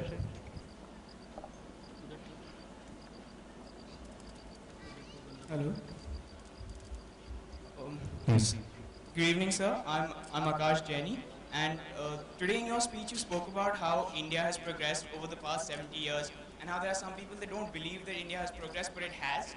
My question is more of an international perspective. As you know, India was officially stereotyped and perceived by the rest of the world as the land of snake charmers. Then as the years moved on, we became a technological hub. We were called centers. And I would just like to know from you as an diplomat and someone that's so up to date with international affairs, what the world perceives India as today. What is their perception of India? What is the current image of India in the international sphere? Right. Well, in fact, thank you, Akash, for that question. You're right that there's been a major transformation. When I went off to the West as a student in graduate school, it was very much, an image of India, naked fakirs on beds of nails, snake charmers, the Indian rope trick, and at best perhaps Maharajas on their caparisoned elephants. But really it was not a particularly pleasant image we had. And then the transformation came, particularly when you look at the Western world, America, Britain, and so on today, the image of Indians as all being computer geeks, engineers, doctors, because these were the professionals they saw. In fact, nowadays, so many Indians have done so well in Silicon Valley. 40% of all the startups in Silicon Valley were established with by Indians. Right now, the cliche has become that IIT is as well known in some places in America as MIT or Caltech used to be. And the risk is that even people like me who only studied history will have a challenge when we go abroad, because a friend of mine got accosted by an anxiously perspiring European at an airport saying, you're Indian, can you help me fix my laptop? So there is now this new image of, as you said, technological geeks. And it's sometimes very flattering too, because I don't know how many, you're probably too young to remember a television show from about 10 years back or 15 years back called ER, which was very popular in the Western world and ran in India also for a while. ER stood for emergency room. It was set in a hospital. But when the first premiere of that show came out, it got panned by all the American critics, because they said, who's ever heard of an emergency room in America without an Indian doctor in it? And they actually had to write a part for an Indian doctor and cast an Indian actress in it. That's how ER became the big success story, the #1 show for years. So this change has also happened. What is the change I see today? Those aspects are continuing. Indeed, as Modi ji said in Madison Square Garden, we've gone from people thinking of us and snakes to people thinking of us and the mouse because of the computers. But sadly, what is happening in recent months is something a little more negative. If you read the foreign press about India, whether it's the American press, the British, the German, the French, and those are things I happen to have seen in the last little while, you get this alarming image of a country of mounting intolerance, of division, of inter-religious and inter-caste hatred and violence, of assaults on women, of assaults on on minorities. These are the stories that are now making the news. And it is alarming well-wishers of India. They can't somehow reconcile this image with the image of the technologically sophisticated, successful computer geek playing with the mouse. And I must say that as an Indian, Jyotiraditya Scindia in his remarks also alluded to this problem, at least obliquely. This is something that worries many of us because it's not the India that Mahatma Gandhi fought to free. The India that Gandhiji, Nehru, that entire founding generation worked for was an India open to everyone. An India where really all ways of belief, habits, were not just tolerated, but they were accommodated in the framework of our diverse democracy. Ours is a country where you can have differences of caste, of creed, of color, of culture, of cuisine, of conviction, of costume and custom, and still rally around a simple consensus enshrined in our constitution. And what is that consensus? That in a country like ours, you don't really need to agree all the time, so long as you agree on the ground rules of how you will disagree. That's what our parliament is all about. That's what our democracy is all about. That's why we can go to school and see people wearing, especially in co-educational schools, you can actually see in the same classroom somebody sporting a crucifix, somebody wearing a turban, somebody wearing a burqa or a veil, and it doesn't matter because all are the same in the eyes of everyone else. That was the India in which I grew up. That's the India we need to return to. And my big worry is that people are losing sight of that India because of the level of noise being made by those who have a different view of India.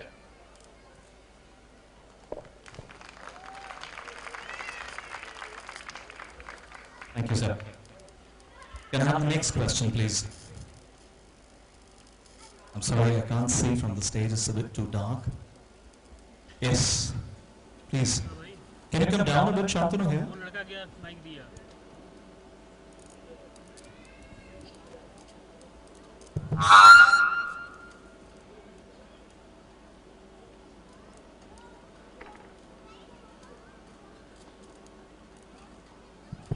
Good evening, sir. I'm Shantanu. Hi. So you have been the head of the Commission for Human Rights in Singapore, especially during the peak of the Vietnamese board people crisis. It was actually the High Commissioner for Refugees. Human rights is a different body, yeah. The world is seeing a reenactment of what happened during the Vietnamese board people crisis here. In number one, the Rohingya board people crisis problem, and then there is the Syrian crisis. What role does the UN as a body representing various nations and governments play in both the resolution of this problem and to ensure that further mass migrations of such scales which cause deep anguish to populations throughout the world not happen? Well, there are basically three categories of people recognized in the world in this situation. There are those who are refugees, but refugees are defined in legal conventions as people with a well-founded fear of persecution. Persecution on grounds of race, religion, nationality, gender, membership of any social group, for example, gay people, whatever. If they fear persecution and they leave their country, they're called refugees. Then there are the internally displaced people, people often fleeing war, conflict, insurrection of various sorts, but they're within their own countries, so they're not legally refugees, they are internally displaced persons. And then there is a third category of people who are not being persecuted, but are just sick of the lives they've got and are moving to other countries in the hope of a better life, and they're called economic migrants. Now, each of these three categories has a different kind of consequence in terms of international response. Refugees are helped by the UN High Commissioner for Refugees, provided they are determined to be refugees. So normally, in each country that you come to, if you're seeking asylum, you are interviewed, a process is gone through with that country and with the UN present to determine whether you have a well-founded fear of persecution. If you do, you are deemed a refugee. If you are internally displaced, all that can be done is give you some temporary assistance until the circumstances that caused you to be displaced change. And if you're an economic migrant, then everything depends on the policy of the receiving country. If the country doesn't accept migrants, they are legally entitled to send you back home. Now with refugees also, ultimately the objective is a durable solution, not temporary asylum. And there are again three kinds of durable solutions. One is voluntary repatriation, like let's say you're fleeing a government that's persecuting you for your beliefs, but that government falls and a government which shares your beliefs comes to power, then you can go back home. That's called voluntary repatriation. Or you might just settle down in the first country you've gone to, which is often a neighboring country of your own, and you make your permanent life there. That's called local integration. And then the third option is when you are actually taken to a country half a world away and resettled there, and that's called resettlement. So the Vietnamese boat people came to neighboring countries, but in many cases, in most cases, they were accepted permanently in the Western countries, in America, France, Germany, Canada, England, and so on. They went off to new lives in those countries. So all these three solutions available, the UN is involved in doing all of those three things. But when it comes to the kinds of problems you're describing, the Rohingyas, for example, one of the great difficulties is the UN tries to help them, but the countries where they're seeking refuge sometimes don't accept them as refugees. They claim these are just migrants. Burma says we won't take them back because they're not really from Burma, they're all migrants from Bangladesh. Bangladesh says they're not our concern because their ancestors left 200 years ago, why should we take them back? And so they've become, in many ways, an unwanted people, and it's a very, very great human tragedy. There are some 10, 11,000 Rohingyas living in horrendous conditions outside Delhi. And I can tell you that there are things that really assault our consciences for people who don't fit comfortably into any category and at the same time are genuinely deserving of our help. So it goes, what you're seeing out of the Syrian war. All these people fleeing. Some of them are genuinely fearing persecution for their beliefs. Some of them are fleeing for their lives. Some of them are fleeing the mere fact that conflict is there and bombs are going off and they don't know when a bomb might hit them. A bomb might have their address written on it. And so they're fleeing off to Europe. Are they all refugees? Are some of them really motivated by migration? Very difficult to sort this out. And indeed, when you have large groups at one time, the tendency is to make a blanket determination, as was done with the Vietnamese, saying, yeah, let's treat them all as refugees and help them. That seems to be happening right now in Europe after some period of delay, but there are some European countries that are unwilling to help. Countries like the Slovaks, for example, have been quite hostile and indeed have tried to push people back from their country. Hungary hasn't been terribly helpful. There have been some countries that have not welcomed these refugees, but others have, and they are getting now opportunities to stay permanently. Germany has been, many would say, the most generous, and the UN will do a bit to help. But in a rich country like Germany, the UN doesn't need to spend much money. Once they're considered refugees, Germany can accommodate them and absorb them. Sorry for such a lengthy answer, but it's a complicated question that you asked. Thank you, sir. Since we are running short of time, so if I may take the liberty of asking one last question. Sure, absolutely. You know, I was listening to your speech at the Oxford Reunion Society the other day, and that was nothing short of electrifying. The speech was really very powerful. Thank you. It was 8 minutes long. It was meant to be, but I think the timekeeper stopped looking at her watch, and so I had to go on. I was waiting for the bell to ring, and it never did. So, my question is, how long did you take to prepare for that 8-minute speech? That's the big question. You know, I'll tell you a true story.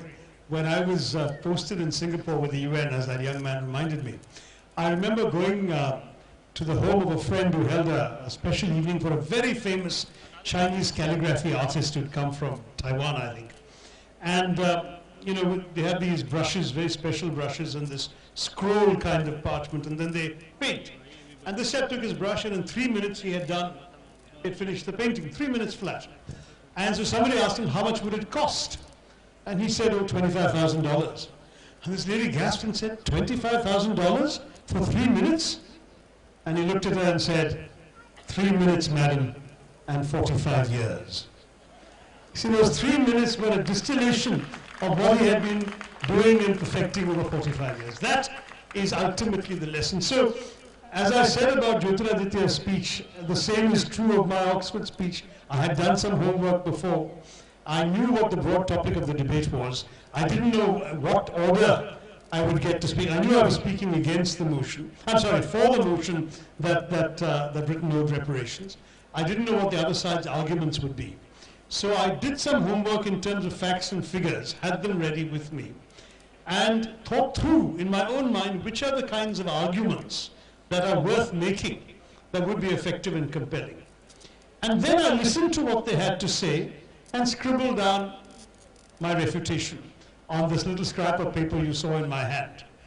And then the rest just came. You stand up, and initially the words are slow to come. One of the reasons that many speakers begin to speak with a joke is because it warms them up, and then the rest of the fluency follows. So the joke is usually a well-worn one, but they use it, and then the stride comes, and then it just picked on from there. But there was a bit of homework done, quite a bit of homework done before I got to that point. Thank you, sir. Thank you so much. Thank you so much for your time, sir. Appreciate it. Pleasure meeting you, sir. Thank you all. This brings us to the end of the exciting conversation. May we now request our Honorable Chief Guest and Mr. Vishesh Sai to take their seats.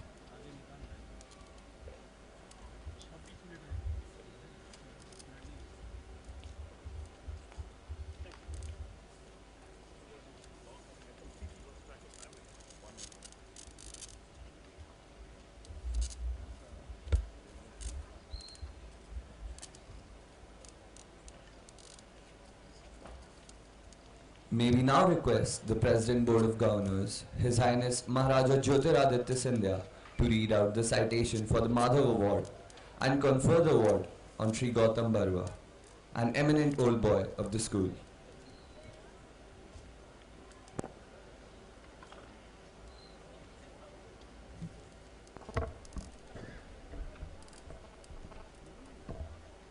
The Scindia School aspires to cultivate a spirit of adventure and profound thinking, imbued with courage, conviction and confidence in every Scindian. Dr. Gautam Barua's life is an impressive timeline of these attributes spread across all endeavors of his life. Gautam Barua was a school captain in 1970 and received the President's Gold Medal for his commendable performance in the school. After graduating from IIT Mumbai with a B.Tech in 1976 and an M.Tech in 1978 in electrical engineering, he obtained a PhD in computer engineering from the University of California. Following a brief stint as visiting lecturer at UCSB, he returned home and joined IIT Kanpur as a faculty member.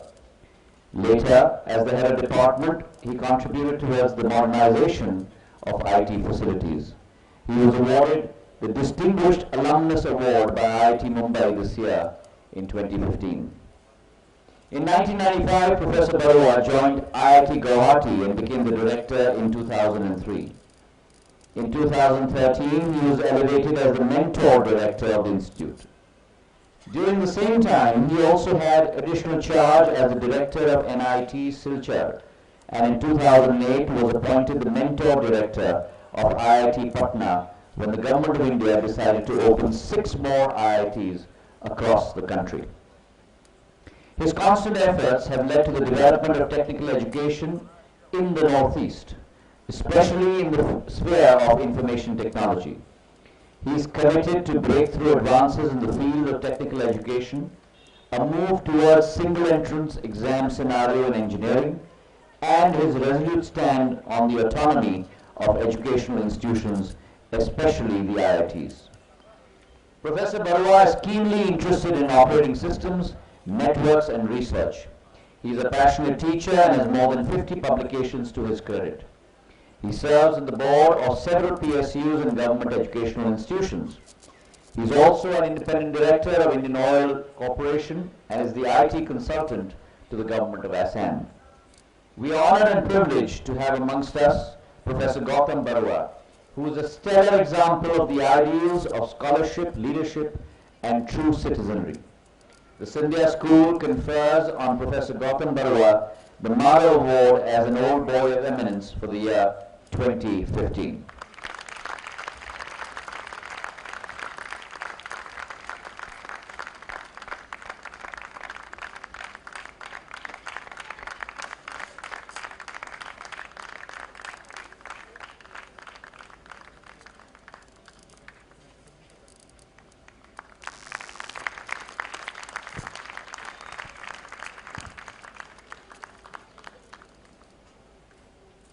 Congratulations, sir. On behalf of the Scindia School, the principal will present a small token of love and affection to Professor Gautam Barua.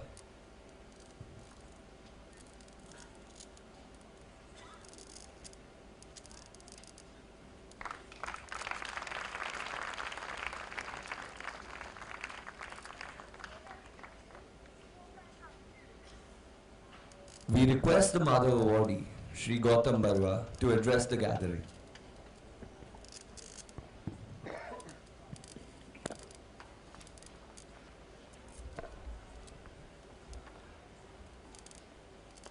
Mr. Jyotiraditya Scindia, Dr. Shashi Tharoor, Principal Saraswat, dignitaries, members of the board, faculty, and my dear students.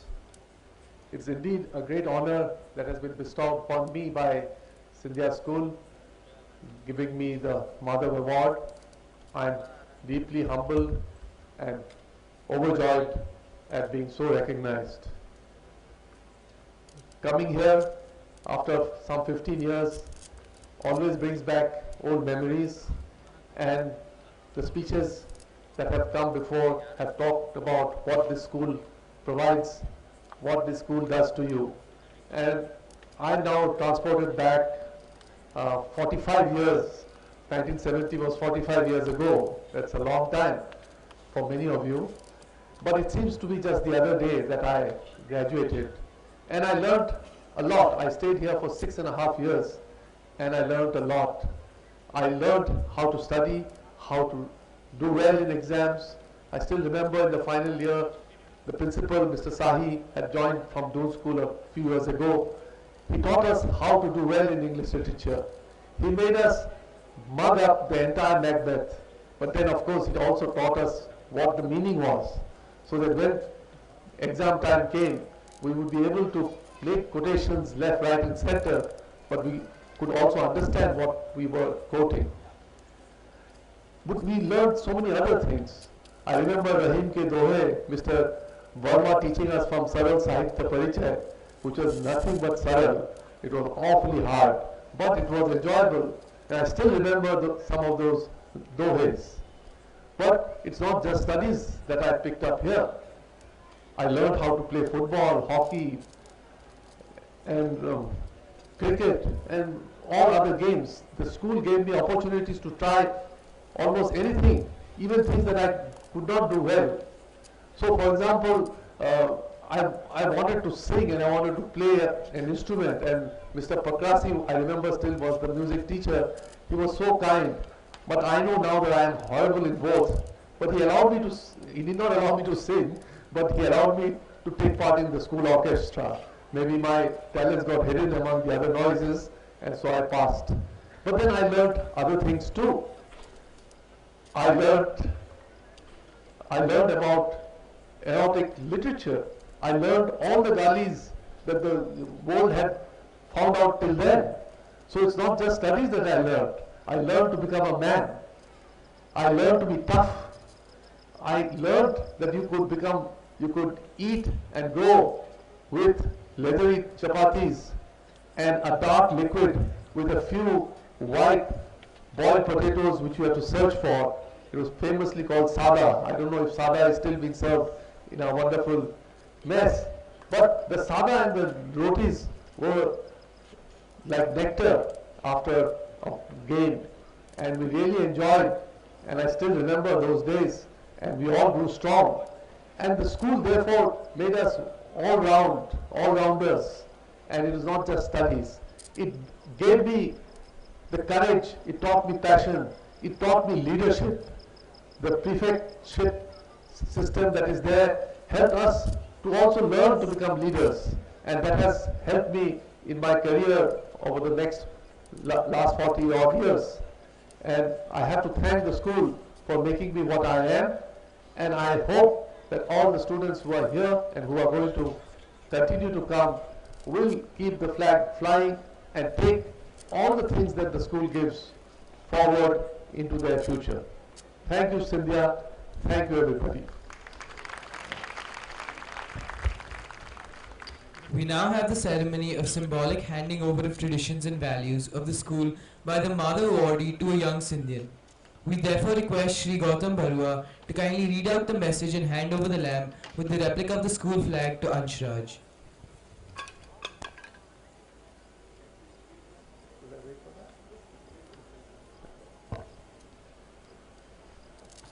With reverence and pride, I hand over the school flag and the lamp as a symbol of the cherished values and traditions of the school to you.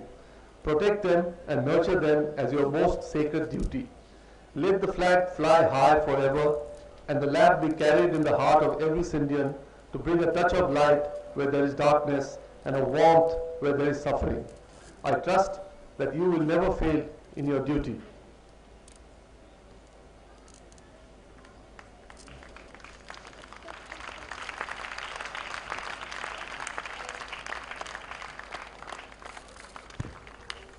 Thank you, sir.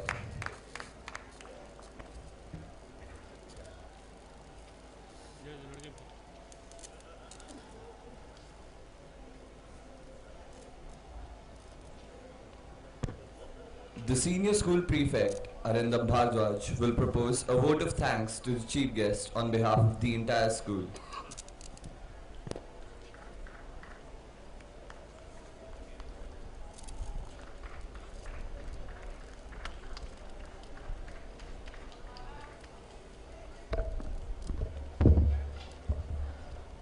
Honorable Chief Guest of the evening, Dr. Shashi Tharoor, President Board of Governor, Your Highness Maharaja Jyotiraditya Scindia, Your Highness Maharani Priyadarshni Raje Scindia, members of the Board of Governors, Madhav awardee Professor Gautam Barua, Principal, Bursar, dear teachers, parents, fellow Scindians, Scindians of the future, other invitees to this august function, Adab, Namaskar and good evening. I thank you all for joining us tonight as we celebrate 118 glorious years of teaching, learning, and imparting the best of education, which, though global in outlook, is quintessentially Indian in character. Tonight is special, not just because we display the glitter and celebration of our Founders' Day, but because tonight we have all congregated here to look back, remember, and cherish each and every moment of these wonderful 118 years. I feel honored to be a part of such a magnificent moment in the life of our school in the distinguished company of such accomplished people. It is my privilege to propose a vote of thanks in presence of exceptionally erudite author, politician, former diplomat, chairman of the Parliamentary Standing Committee on External Affairs, Dr. Shashi Tharoor. It is an incredible honor to have amongst us a leader who's made his mark nationally and internationally and has found a connect with the youth of the country. Thank you, sir, for gracing this occasion with your kind presence. I express my wholehearted gratitude to the Madhav awardee Professor Gautam Barua and other dignitaries. Your presence is a source of encouragement for us. I also take this opportunity to thank the Honorable President and other members of the Board of Governors for guiding us throughout the year. Thank you, sirs, for inspiring us towards excellence, not just by your plans, but also through your visits and rich interactions. I would like to thank all the former teachers who have been a link between generations of Scindians. Thank you for being present with us tonight. I also thank our old boys, especially the batches of 65, 75, 90 and 2005, who I'm sure are experiencing that certain and indescribable mix of emotions and nostalgia which even we as old boys will experience one day. I thank you all for being a constant source of inspiration and support. I thank all my teachers and members of faculty for having sculpted our character through intensive grooming. We owe you all learning, wisdom and way of life. You have taught us how to work hard and taste the sweet fruits of success. Thank you for visualizing our potentials, which we couldn't see for ourselves. My thanks are due to the parents who have made it to this evening and have graced the occasion with their presence. Last, but not the least, let's not forget that behind all this celebration stands the Scindian. The Scindian who's everything an Indian should be, with just 2 letters before the word Indian to add distinction. So I would like to thank the entire student body who worked tirelessly to make this Founders' Day such a resounding success. Today, as I stand here, just a few months from passing out, I feel overwhelmed by the cyclonic flood of emotions. Every day of this 7-year journey is fresh in my memory. I salute the amphitheater, the corridor, the silent ramparts which witnessed us grow up. These places where we ran about, the shadows under which we took the lessons of life. We owe a lot to every little thing to this fort. In short, I salute the great institution for providing us an environment where we learn to live and not simply survive. I would like to conclude by thanking our founding fathers for having a vision to create a school succinctly encapsulated by a line from late His Highness Maharaja Jyotiraditya Scindia, and I quote, "The school is built on the bedrock of Indian culture, where the old and the new blend seamlessly and echo on the rampart of a 6th century fort." Thank you all once again for being with us tonight. Wish you a lovely time ahead. Good night, Shubh Ratri, Shabba Khair, long live Scindia. Thank you, Arindam.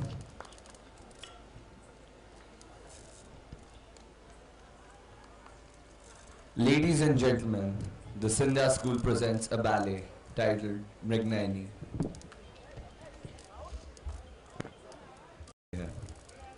सन 1487 से 1516 तक ग्वालियर पर तोमर वंश के महान शासक राजा मानसिंह तोमर का राज्य था। उन्हीं की प्रेयसी मृगनयनी की कहानी, किंवदंती, लोक गाथा और इतिहास तीनों से ही जुड़ने वाली सांस्कृतिक विरासत है। जब पूरा भारत युद्ध, विध्वंस और विनाश से ग्रस्त था, तब राजा मानसिंह तोमर इस जमीन को प्रेम और कलाओं से सींच रहे थे। मृगनयनी एक बेहद विपन्न और युद्धों के कारण उजड़े हुए ग्रामीण परिवेश की एक रूप सौंदर्यमय बाला थी। संघर्षमय जीवन ने उसे इतना अधिक शक्ति संपन्न बना दिया था कि वह एक तीर से शेर को गिरा सकती थी और अपने बाहुबल से खूंखार जंगली जानवरों को अपने काबू में कर सकती थी। मृगनयनी के प्रति राजा मानसिंह का अनुराग इसी साहस और वीरता से प्रेरित है। राजा मानसिंह का प्रणय और परिणय उस गुजरी बाला को ग्वालियर के इस किले पर ले आया। राजा मानसिंह के जमाने में इस किले की वास्तुकला में निखार आया और बैजू बावरा जैसे संगीतज्ञों को संरक्षण मिला, जिससे भारतीय शास्त्रीय संगीत को ध्रुपद गायन शैली प्राप्त हुई। इस सब के पीछे मृगनयनी की प्रेरणा राजा मानसिंह को प्राप्त हुई, जिसका असली नाम तो कोई नहीं जानता, किंतु उसकी हिरणी जैसी आंखों से आकर्षित होकर राजा मानसिंह ने उसे नाम दिया मृगनयनी। प्रस्तावित नृत्य नाटिका में इतिहास के इसी अद्भुत चरित्र की प्रस्तुति की जा रही है, जो कुछ कुछ तो सत्य है और कुछ नाट्य रूपांतरण के लिए की गई कल्पना है। तो लीजिए, प्रस्तुत है नृत्य नाटिका मृगनयनी।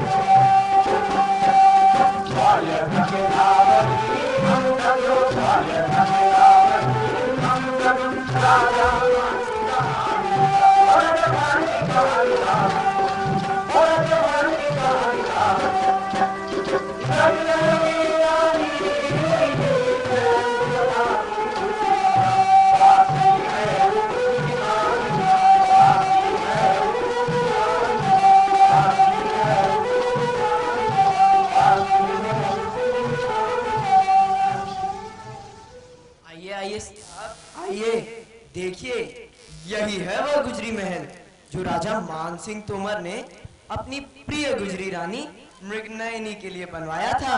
सुना है वह अनुपम सुंदरी थी। जी हाँ, पर सिर्फ सुंदर ही नहीं, उसके पास अपार बल और प्रखर बुद्धि भी थी। तभी तो राजा से विवाह की 3 शर्तों में से एक शर्त यह थी कि वह अपने ही गांव का पानी पिएगी। इसीलिए राजा मानसिंह ने राय गांव से ग्वालियर किले तक एक नहर खुदवाई थी, जो आज भी यहाँ पर विद्यमान है। और दूसरी शर्त यही कि कि वे कभी पर्दा नहीं करेंगी। सुना है राजा मानसिंह के दरबार में होली बड़ी धूमधाम से खेली जाती थी। जी हाँ साहब।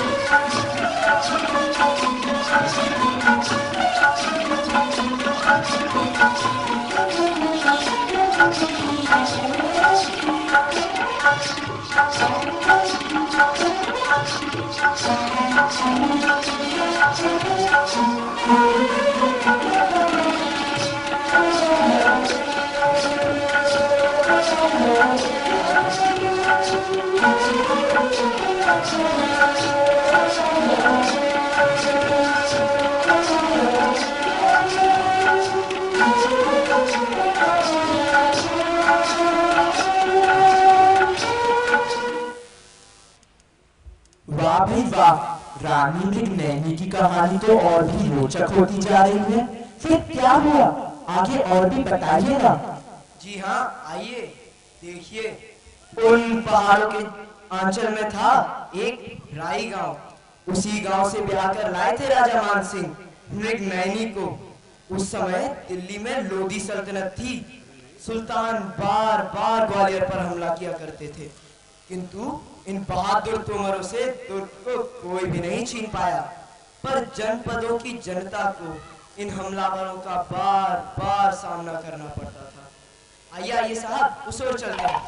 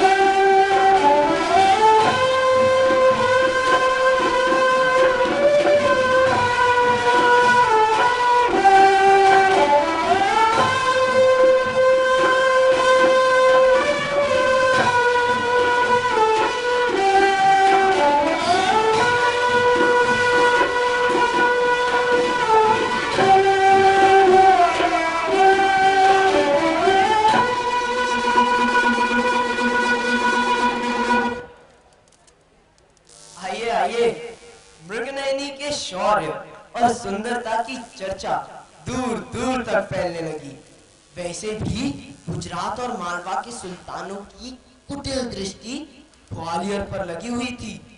इसीलिए मालवा के सुल्तान ने जासूसी के लिए नटों की एक टोली को ग्वालियर के लिए रवाना कर दिया।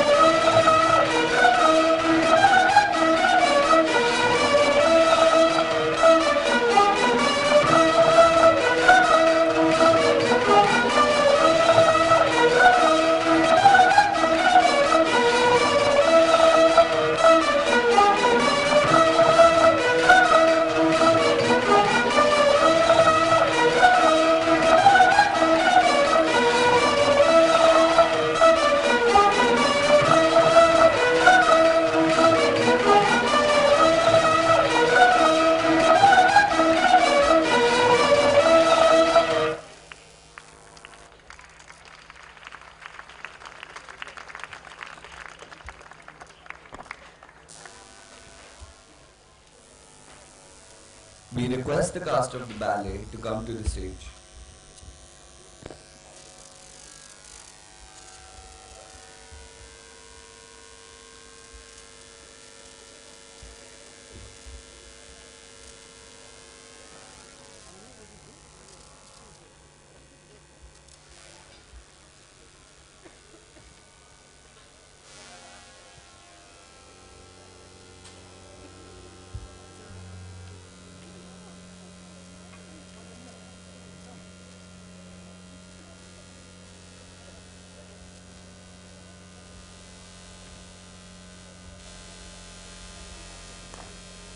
Please rise for the national anthem.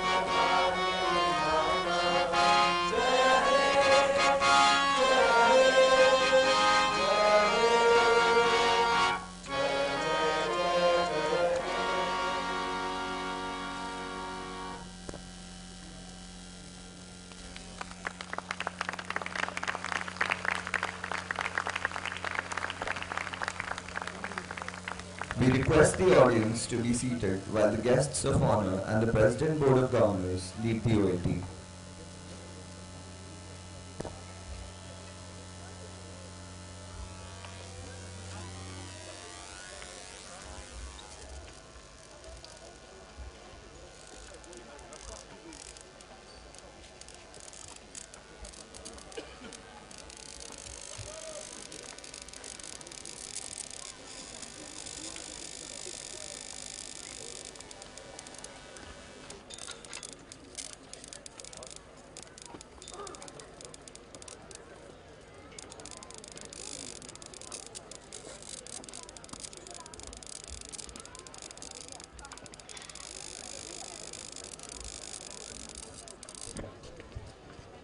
There's an announcement. Class 9th and 11th students going for rafting should assemble in the OAT at 8:45 a.m. tomorrow, that is 22nd, for instructions regarding the educational tour.